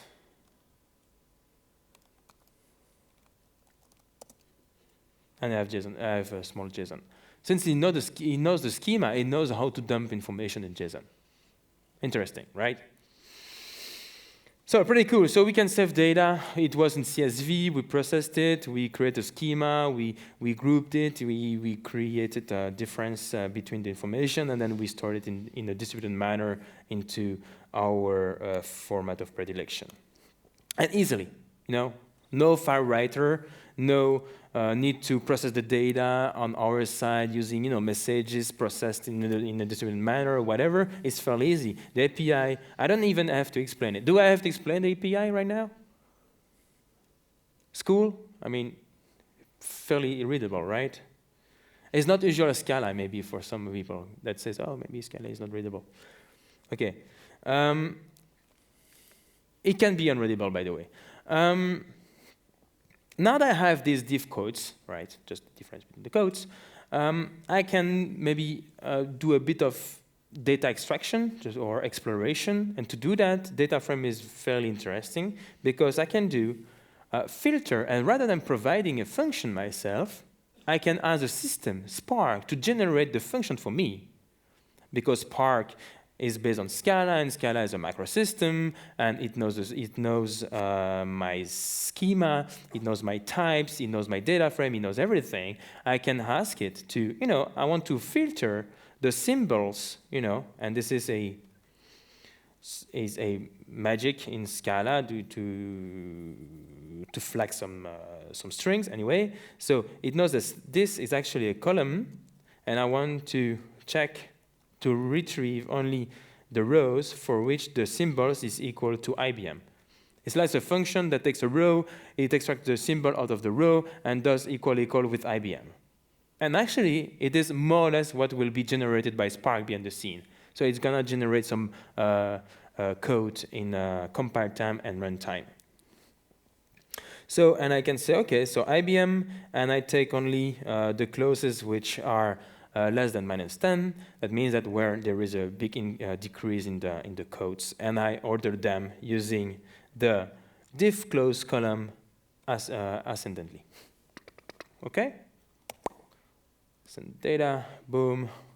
It returns again to data frame, right? Because I didn't ask the data. I just asked it to process some information, right?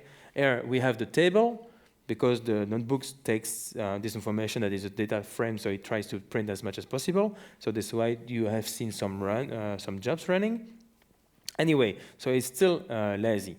But I have now the information just for IBM, where the decrease were more than 10. I can do the same for Coca-Cola, only 1. Because actually there is a split in the data set, so at some point Coca-Cola split is stuck in 2. That means it fell from 60 to 30.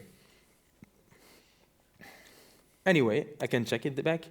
Actually, yes, there is a split, 66-31. So the max and the min are like the double to each other. And as I said, Spark can cache information. So I can ask IBM to be cached. That means that everything afterwards should be faster. So now this took 1 second and 700 milliseconds. So now it should be faster. It's like a second less, which is more or less 2.5 times faster. Which is kind of cool, right?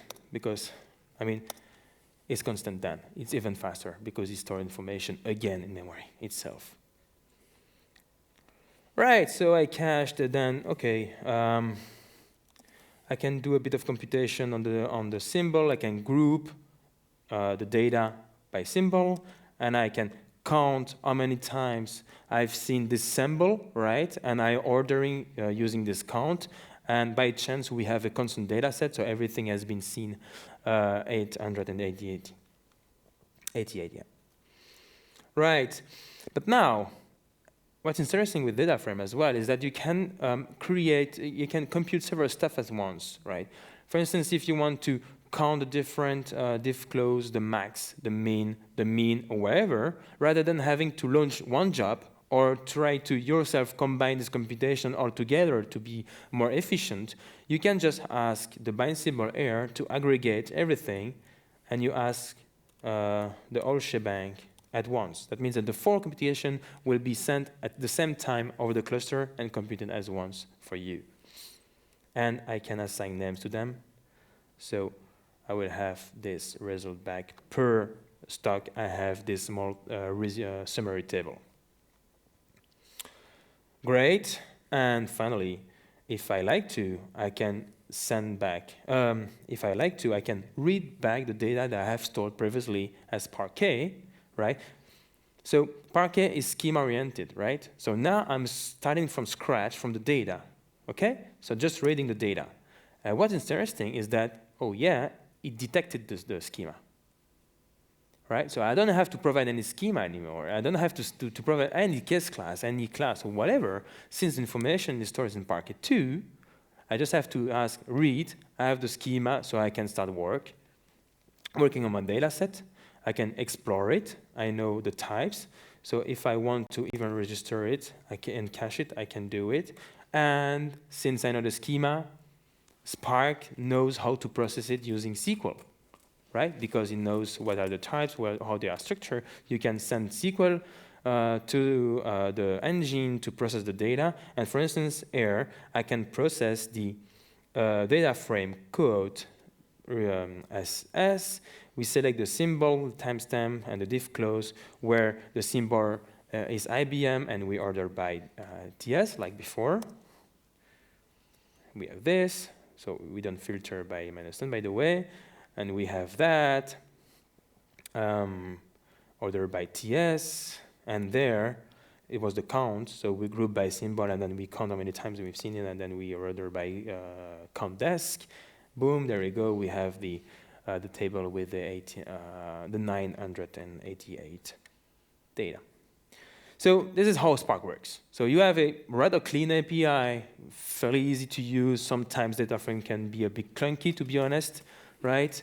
But you can really easily find your way just by checking the API. You know, you go to something like functions, for instance. Oh, this one, and you have all the functions available for aggregations. You go to Dataframe, and you have, all the functions you can use. We have some examples, and the reader and the writer, which are the API to be able to connect to external databases or JSON or whatever. Actually, if you want to connect to a Cassandra table, it's not going to be here because it's an external sources, but you can pimp this function back into the Spark cluster anyway.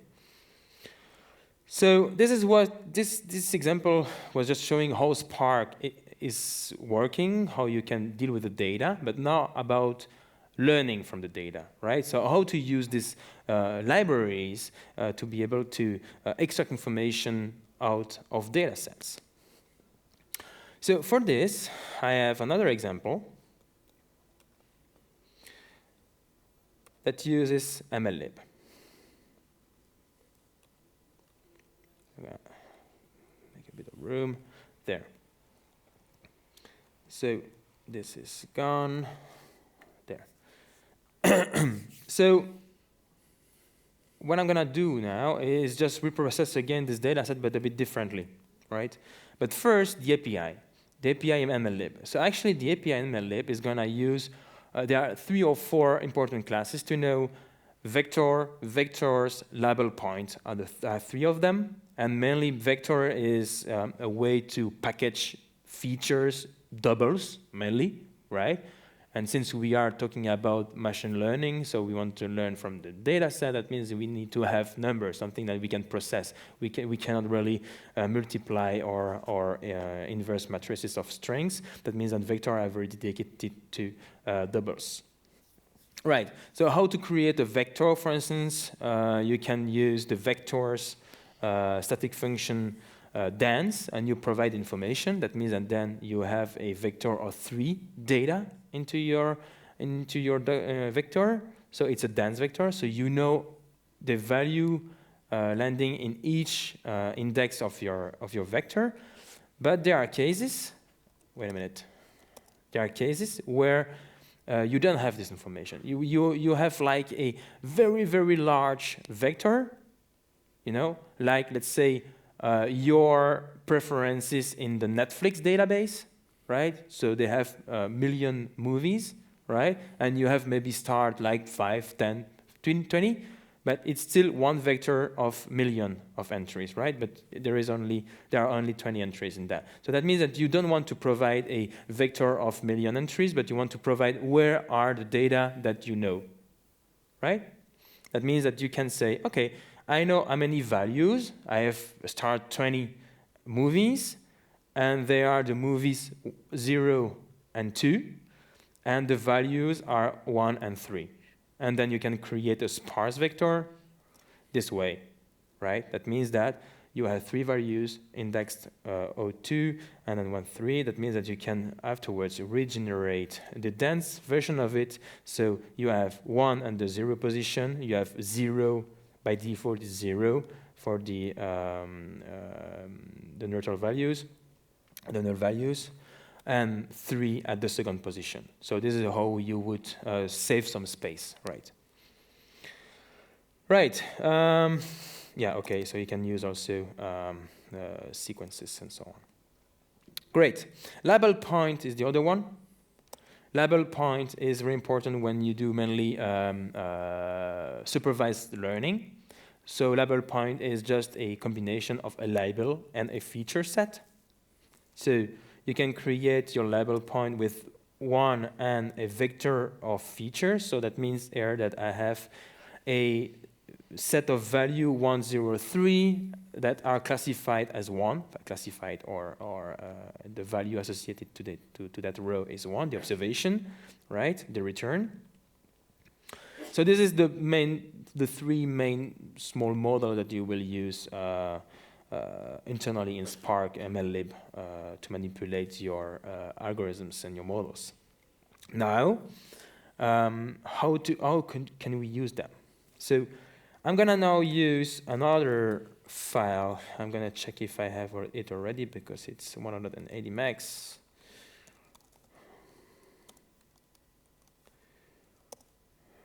No, I don't have it. So I hope that the connection won't screw me. So what I'm gonna do now is take this 180 megs. It's like 9 million rows, I think, of this stocks information. And I'm going to create a version of the dataset where I want to predict one of these stocks based on a few of the others. I try to strip the number of stock that I will use for the prediction because we have a limited amount of time, but nothing prevents me to use all the stocks, of course. And there are like 12,000 stocks in the dataset.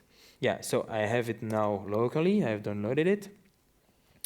So to read it like before, text file, okay, I can do a quick C take 4 to see what's in, okay, the same structure.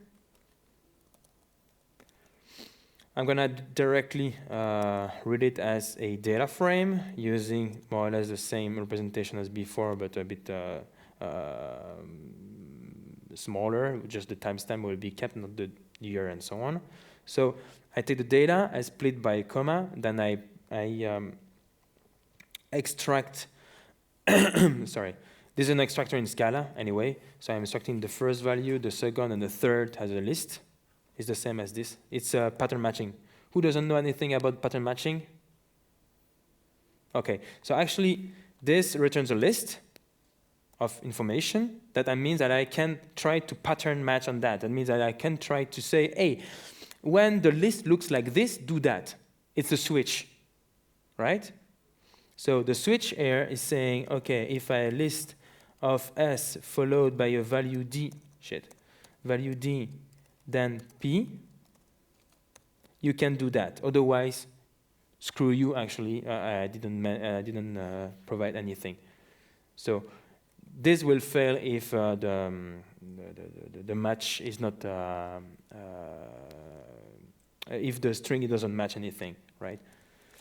So here I'm matching on this list, so I'm starting S, D, and P, and I create this domain object. Boom, so I have a data frame, and then I have a stock, a date, and a price. Cool, I can cache it because I will do some computation on it. Right. So I want to process a bit this information. So as Xavier said, the data preparation is the most important phase of any machine learning process. I mean, this is the phase that will take like 80% of your time, 90%, I don't know, but actually this is the painful one and the most important one. And it will dictate how accurately you will predict, how well you will predict later on, and how reproducible your analysis will be. So it's a very important phase, so it takes time. So here, for instance, I'm going to extract first the maximum date in the data set. So Q aggregate max date, and then I extract it. Boom. So I have a computation. I will just take the last date in the system. So you can see there are a few tasks that are running, and the last date is this one. And I'm gonna now filter all information in the system, right, at that date for which the price was greater than 20, right? Because I want to have a very complete matrix. So I want to stick with this date. I want to only process to take those guys that has a price more than 20. Then I select the stock. I keep the stock because this is information that I want to keep right now. I compute the distinct. And finally, because, I mean, I don't have 2 hours, and I still have only 39 minutes, by the way, I will just sample this data set. I will take just 5% without replacement because I'm not bootstrapping, and I provide a seed to be sure that the information that I was expecting is there, so it's reproducible. So I collect the string there as a set, and then I keep the size, and I broadcast this tox to the system. Boom, and this is the list of stocks that I can use in my system to predict another one. The other one is going to be there, this one, afterwards. So I strip the data. That means that I take my original data, Q, and I filter the stocks, the rows for which stock is not part of this broadcasted list. So this list is broadcasted on the system. In the filter which is executed on the executors, I see if the stock is in this list, right? And then I cache it. Boom. Then I check if the data is consistent. That means that if I have exactly the same number of elements per date, right? So I group by date and then I count, right? I can show it, by the way. There we go. So this is the date, and I see that I have 197. Great. And now the clean df is associating. So from this guy here, I will join the date with the date that are consistent. So that I have a matrix which is complete, fully complete. It's a cheating, but it's for the demo. So dates, I will join the strip data set with the dates which are consistent, and I check that the dates are matching, so it's just a join on. and then I select only the stock, the date, and the price. So this is how you would join, pre-filter, pre-process, complete your data set. There you go. Afterwards, what I'm going to do is I'm going to create another row, which is for the label, right? And I do, OK, so in this data frame, I'm going to add a table, a column label, and the label will take true if the stock is MCHB, otherwise it's going to be false. And then I cache it. Why do I take MCHB? Because it has a very crappy line. Can I show you? So it looks like this, which is very unusual in stock markets. So generally in stock markets, you have shapes like, very noisy thingies, very spikes or small spikes, very variable. Here we have plateau, right? And we have splits. We have very big fall, or, I mean, it's very, very weird. So that means that what we will do right now, which is generally one of the first phases when you do machine learning, is like, OK, I'm going to run a regression linear regression on that model, right, on that data set.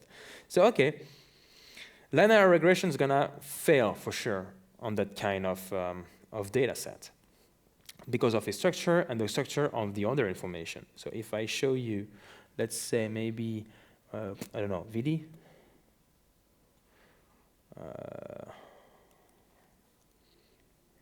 Filter stock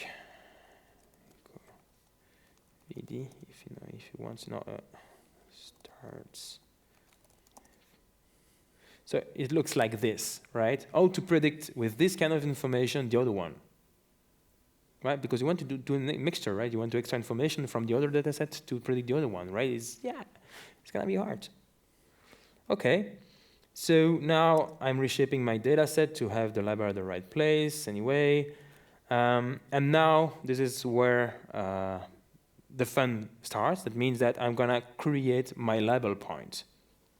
To do that, I'm going to group on the date. So per date, I will take the values for all the stocks, and I will reorder these values per stock, and I will extract the MCHB out of it as the label, and the rest will be my feature, right? Since I reorder per alphabetically my stocks with a price, that means that I have a matrix of stocks, values, price. Boom. So now I can create my label point with the first value in the array being the label, and then a vector of the feature, which are the rest. So as you can see here, I added 1 at the start of my feature, so I'm forcing an intercept. An intercept in linear regression is, so you have this straight line that can go through 0, right? And if you had an intercept, it can be translated in the y-axis, right? So intercept is this shift in y. So here I'm forcing it. So it's just a mathematical trick to do that. So you add 1 into the feature set. Great. So I have now my data set. So now only I can do some machine learning after everything, right? So I have my label point. So I can train something on that.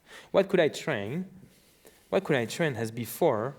I can train a linear regression model on that. And I'm going to use LBFGS because, as we always see, we try to use the stochastic gradient, which is implemented in MLlib, but it just fails all the time. It never really converges, or it just shows very random or crappy results. So we force the way the optimization will be. It's going to be a gradient, but it's going to be a numerical optimization like this using the second order.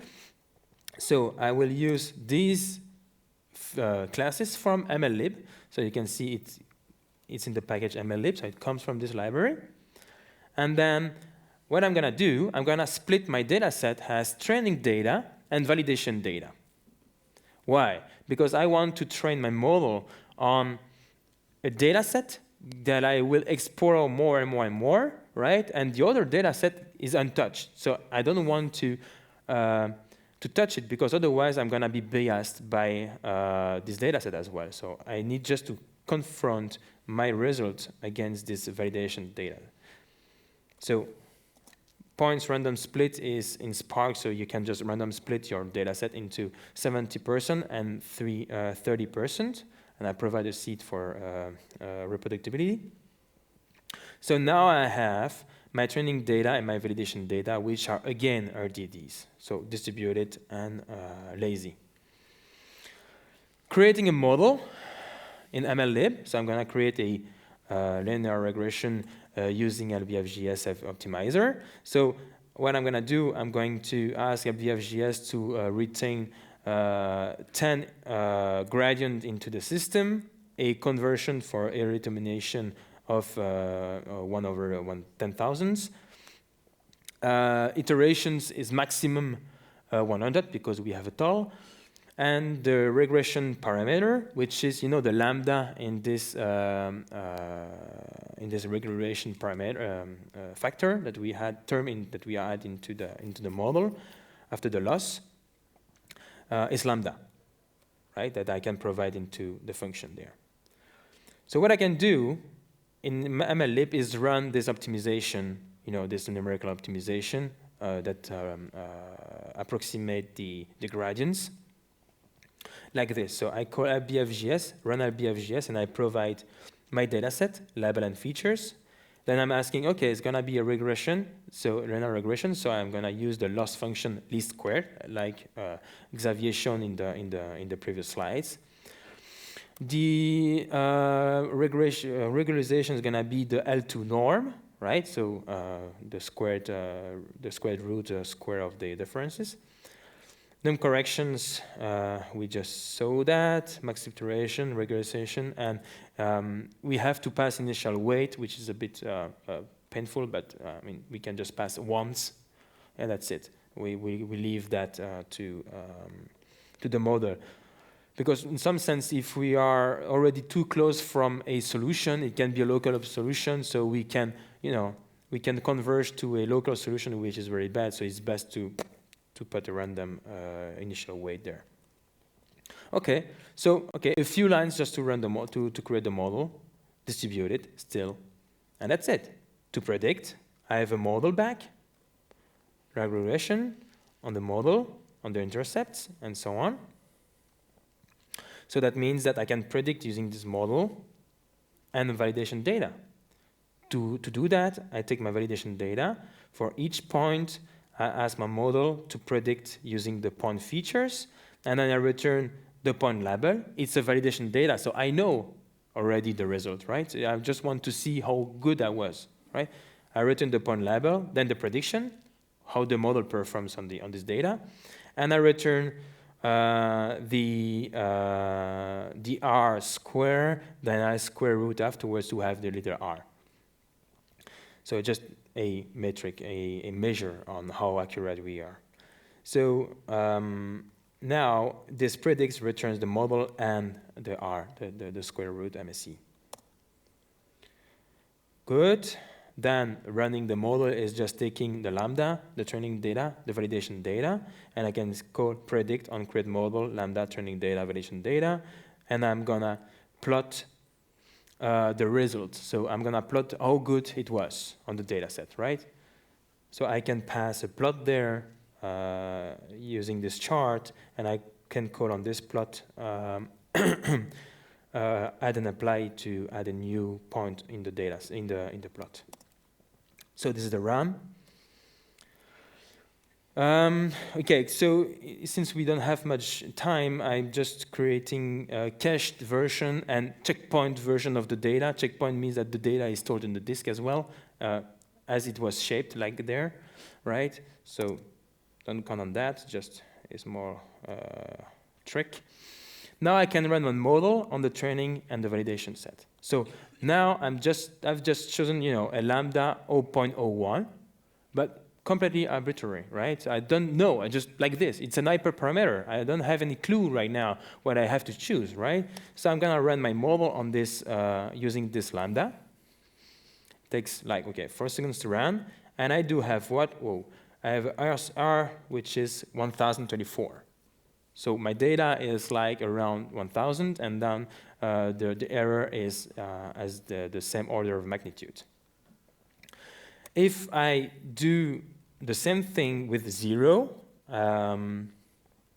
that means that I don't specify any regression. I should be, because sometimes it can be tricky, I should be, yeah, okay, it's slightly worst. So we have 134, 069, and here we were 059. So the result is slightly better using lambda 010. Although the regularization should choose a better model, right? So it should tune better the different parameters. Right, okay, so what we can do, since we don't know really how to choose lambda, we can do what? Okay, we can just run a bunch of runs, right, of trials, using different value for lambda. So here we're gonna plot what? An example that goes from 10 minus e minus 8 to 10,000, I think, by stepping the step's gonna be 1 over 100. So here I'm gonna run the same train and validation over the same data using different lambda. And normally, if my demo is not screwed, I should have a path with goes a bit down and then goes up, because the lambda is too high, and then I'm adding too much information, information into the loss regression. So it's very flat so far. So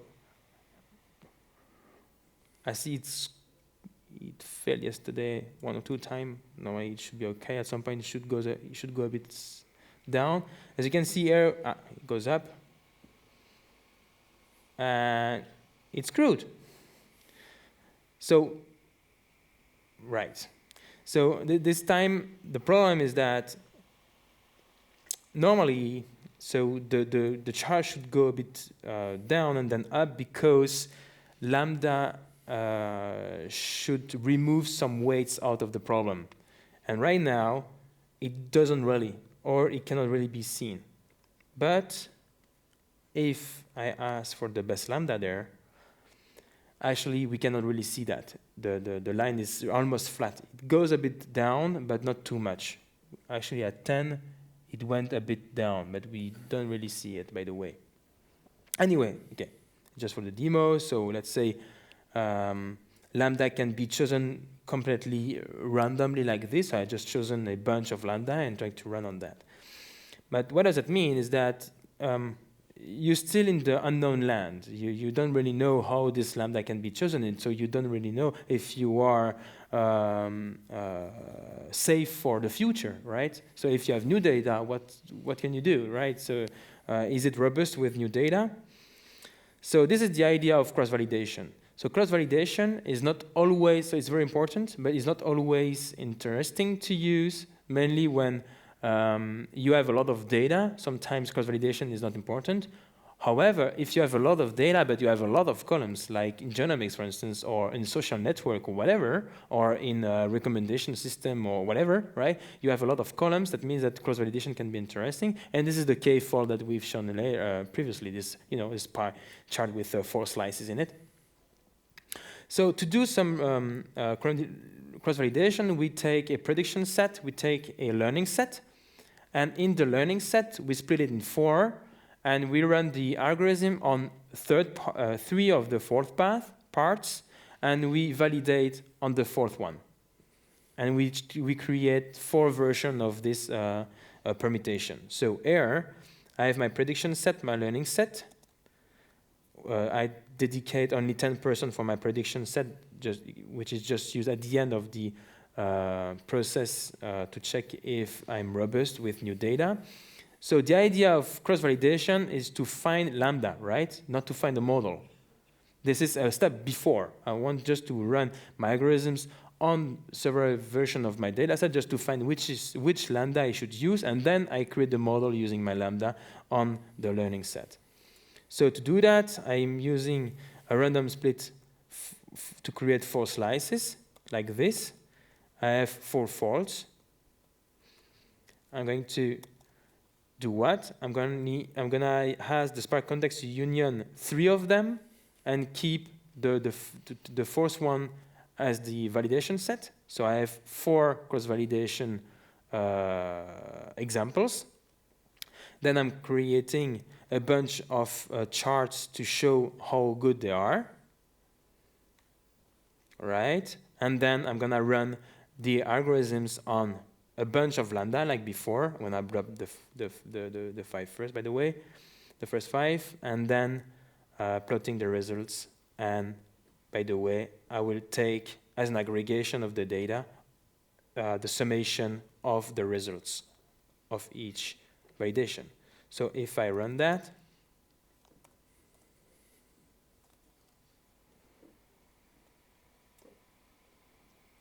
so you should see that actually only 20 minutes, so I'm going to go fast. Now, you should see 4 different versions of the shapes. So that means that depending on the data that you've seen, the lambda that you will pick can be very different, right?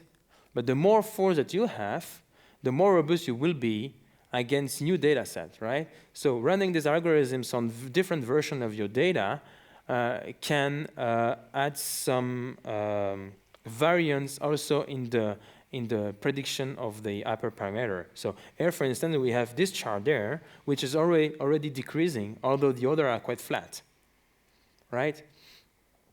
And it goes down to 800. This one is predicting a 1,000, and so on. So the lambda are behaving differently on the data set. And at the end, I'm gonna go quick with that. We have the different lambda, so we can take the optimal one. So we will take the lambda for which the prediction error was the smaller, and then we use this best lambda CV to create a new model on the full learning data set now. So we don't create, this k-fold. We take the whole data set and we create a model on that, and then we can finally validate on the prediction set, which was the 10% that I kept aside to see how good I was. And generally, here, if I recreate the same a model using this lambda, but with the previous data set where I was just creating two versions of the data, training and validation, the error was very bad, although it's still the best lambda that you need to choose. That means that depending on how and which data you see, right, you might pick the wrong lambda. That's why cross-validation comes very handy. So I don't know where it is. So for instance, now it should take right now the lambda 003, and I think, so before it was 10, right? Now it's 003 already. So although I'm still using the same data set, it's already changing the game. So I'm gonna leave it running. Maybe I will get back to that. So 80 minutes, so it should be, I'm gonna be quick, right? So otherwise we won't see the deep learning thing. So what we've seen, so yeah, a bit of data manipulation using Spark, how MLlib is representing the data, how to do a linear regression without using the SGD version of it in MLlib, not recommended, and how regression works on data, and how to do k-fold cross-validation when you have a few data but a lot of features. What is all about MLlib again? So there is also some basic statistics, regular mean and covariance and all other stuff like these available in MLlib. Classification, regression, so we have plenty of implementation, logistics, and so on. Collaborative filtering, there is an ALS implementation. Clustering, there is k-means, LDA. And I think there is also the power clustering one now. Dimensional reduction, there is PCA, SGD, of course. K-means per se can be also a dimensionality reduction. Feature extraction, again, the same thing. Frequent pattern mining is pretty interesting when you do recommendation system for item-based, for bag representation, you know, recommendation like in Amazon, you have 2 articles, and you see how many times these 2 articles were seen in other bags, and then you can try to predict the third one. So this is how Amazon works with the baseline. A version of metrics and so on. So I recommend to go to this page to check it out. Some more examples using the random stuffs on Genomics. I'm gonna quickly check if this went through the end.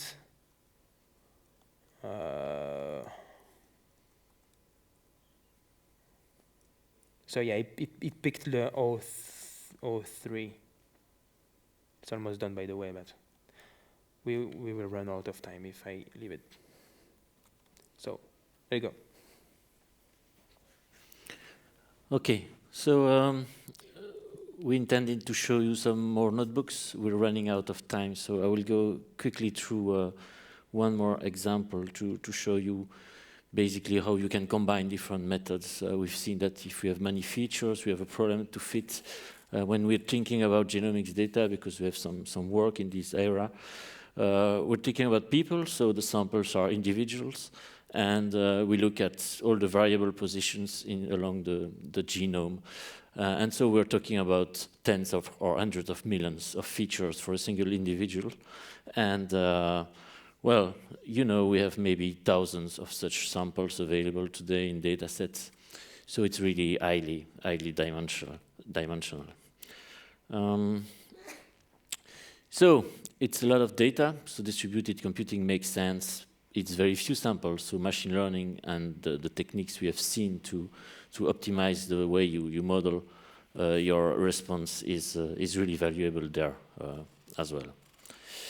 So there's a notebook for that, just showing how we tackle this kind of problem. So which one is it?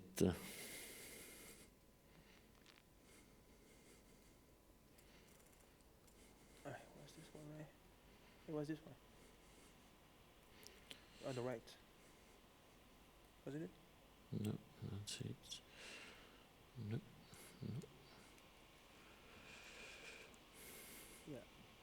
Yeah, that's one. So I will not execute that one. It was already executed in a small cluster. We actually use some libraries dedicated to the domain of genomics. So we see that we can really import a lot of stuff dedicated to genomic in Spark and use them directly in the data preparation phase, because before we have something that the MLlib library can consume, really. And the data is actually located on S3. And so we see here that we have the ability to read data set directly with the drivers for S3 provided by Hadoop. And this is real for many other connections like Cassandra or others. And so we load data in the form of a set of genotype, which is an object provided by the Adam library. And then we simply transform that, so it will be the same thing. So we filter out the information we don't want. We try to get a complete data set. So I skip all this part.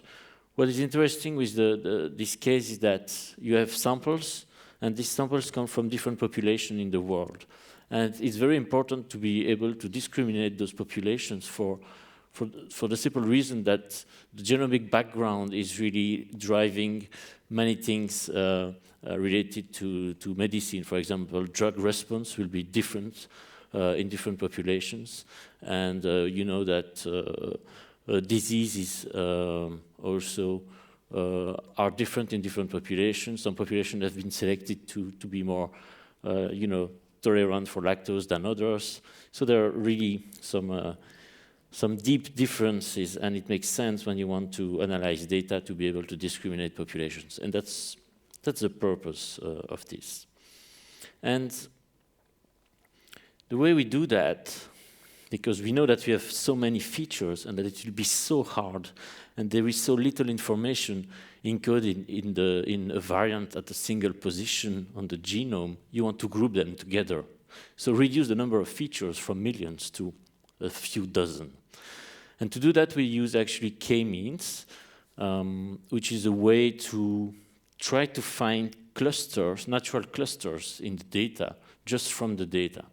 I don't enter the details, but the rationale underlying it is that all genomes are mixtures of other genomes coming from our ancestry. So we try to find out some clusters that represent, the important lineages that we most probably belong to, each of us, and assign, a distance for a genome to this different lineage. Okay, and so we reduce with this k-means. We say that we want to have 25 groups of genomes, and each genome will be assigned a distance to each of these groups. So from millions of features, we go to 25. And then this is a preparation of the data that we can use later in a procedure that is very similar to what we have seen. So that is, we will cluster the data in groups for the different population using random forest. So it's a kind of fit, but with classes instead of continuous variable as outputs. And we see here in a nutshell that we use the same procedure. So we split the test set and the training set, we train the model, and we see on the test set whether actually our model is able to predict the different populations. And so it's the same mechanics. Note here that I split the test set and the training set before making these k-means, because if I build my features on the whole data set, I'm already optimizing the procedure on the whole data set. And so I have no way to validate my model like we did before. So be careful with this kind of procedures that you have to get something out of optimization always if you want to do proper work. And so we have this k-means training, a very simple thing with 25 models. Then I compute the distance and I change my feature, and then I will train a random forest model from this new data set. And I work with 3 populations, so with 3 classes for being simple. And then I can compute a confusion matrix here saying, okay, how many times is my prediction right? And we see that most of the time it's correct. So you have zeros unless you're on the diagonal here. So this shows you a procedure that is more involved that can be done in Spark MLlib, and that works pretty well, actually. This is the confusion matrix on the training set, and you see that the result is much better. So you always have a better result on the training set. That's why you need a validation set to say, oh, if I have new data, does it make sense, my model, or not? Okay. So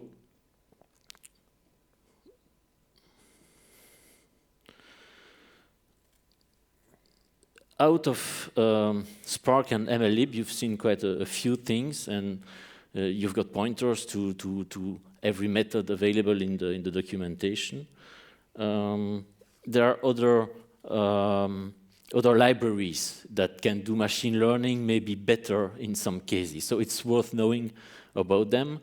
I may cite the Spark ML pipeline, that is another layer on top of MLlib that works better with data frames, and it offers an API to create pipeline constructions like dimensionality reduction followed by k-fold validation and so on. So all these things that we made manually can be done in a more automated way and reusable way.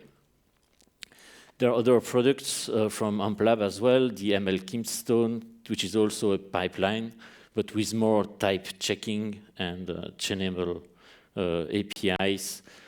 The H2O, which is a very popular and interesting framework that implements its own MapReduce framework on highly optimized structure for the JVM. So, compressing data structures of heap, and so it's very efficient. And it's the guys developing that are really specialists in machine learning and in optimization of code, and they've really a rocking solution. For deep learning, so neural networks, you have the DL4J on top of Spark, developed by SkyMind. That works also with the Spark notebook. And Intel is also developing interesting libraries for machine learning. IBM also is in the game, of course, with their own language and optimization implementations. Now also Nitro and Stanford are developing Needle, so another deep learning library that works on Spark, in which we contribute as well. There is an example for H2O. It's interesting because H2O has also its own scheduling and distributing execution of their own, and they integrate really well with Spark. That means that you have a Spark cluster and a Spark context, and you can ship in your nodes actual executors of this H2O. And so you can take control of H2O from Spark, and so transfer data, so RDD from Spark, and transfer them into your node, so copying the data in the format that is the H2O format, process in H2O, and get the data back. And so get the performance of H2O, which is specific to machine learning libraries, but getting the general framework of Spark. And so having a single environment to do really many efficient things. I show quickly the UI because it's really an interesting way to work. So it's a notebook that, again, connects to a Spark cluster. Here it's a cluster on EC2. And this cluster works, again, with genomic data. So I load data from S3 again, filter, prepare the data, find out the populations. So basically, it's preparing the data. So you see again cells where I create a data frame, okay? And then it begins with H2O. I have methods to create an H2O context. So it's an object wrapping up the Spark context, but it gives me functions to ask things to the H2O cluster. So when I do that, actually, I have on each of my node an instance of an H2O executor that is able to take some work asked from Spark. And so on the driver and on each node, I have this UI that is available that allow me to explore data sets that were shipped into H2O, models that were computed, scores that were computed in H2O, and other things like something that tells me whether the cluster is working hard or not. Okay, so you have some information on the cluster. So if I look here, I'm on H2O. I already computed some data. So if I list all frames, I have actually frames that H2O sees, but that I can actually also access directly from Spark. So these frames were computed by saying, okay, I have a data frame, transform it into H2O frame. So this data frame had a copy available in H2O. And then I do the same thing as we did before. I do a split of training, test, and validation, but I ask it to H2O because he's the guy doing the machine learning in this notebook. And these notebooks are available. Then I want to do deep learning, which is not available in MLlib, so I do that with H2O. I define parameters, and I train a model, okay? And after a couple of seconds, I get something. So I don't execute this because it was already done, but if I list all models, I see that I have a deep learning model, and I have methods to predict that I can call again from Spark. And I have actually scores that were predicted before on the validation set. If I take a view, what's interesting here, because it's clustering, is to see if the confusion metric is giving something. So we see that we have 3 populations, and they are pretty well separated on the validation set. Again, you have only values on the diagonal, so the American population is defined as the first cluster, British population as the second cluster, and so on. Now, if I work with Spark notebook, I want everything to be kept. I want the control from a single environment. It's nice to see what happens in H2O from the H2O UI, but I want to take control from the Spark. And so I can write my own functions to do that, so getting back the data. So here I want to compute the confusion matrix from data given a model. So I compute the scores, I ask it to H2O, then I compute the predictions, and then I get the data back into an RDD, and I make counting to see how often I'm right, how often I'm wrong. Also, this defines the function, so I will just execute this computation of the confusion matrix. You see that it's pretty fast, and display it in my notebook. And well, it's not diagonal, but still the line and columns are separated, so you have the same numbers available here. It's just the order that is not the same. So you see that from a single environment, you can play with different libraries with the Spark notebook.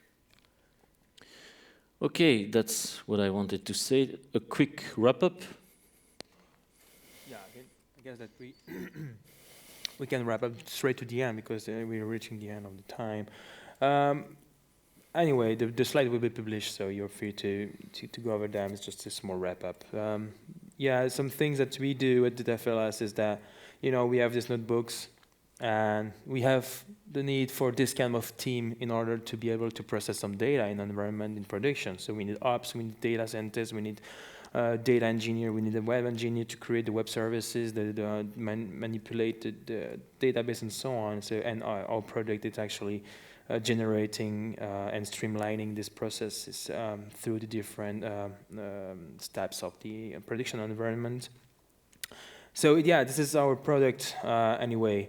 So since I don't have time, time's up, right? So I'm gonna show this last page where there's many references if you want to check this out.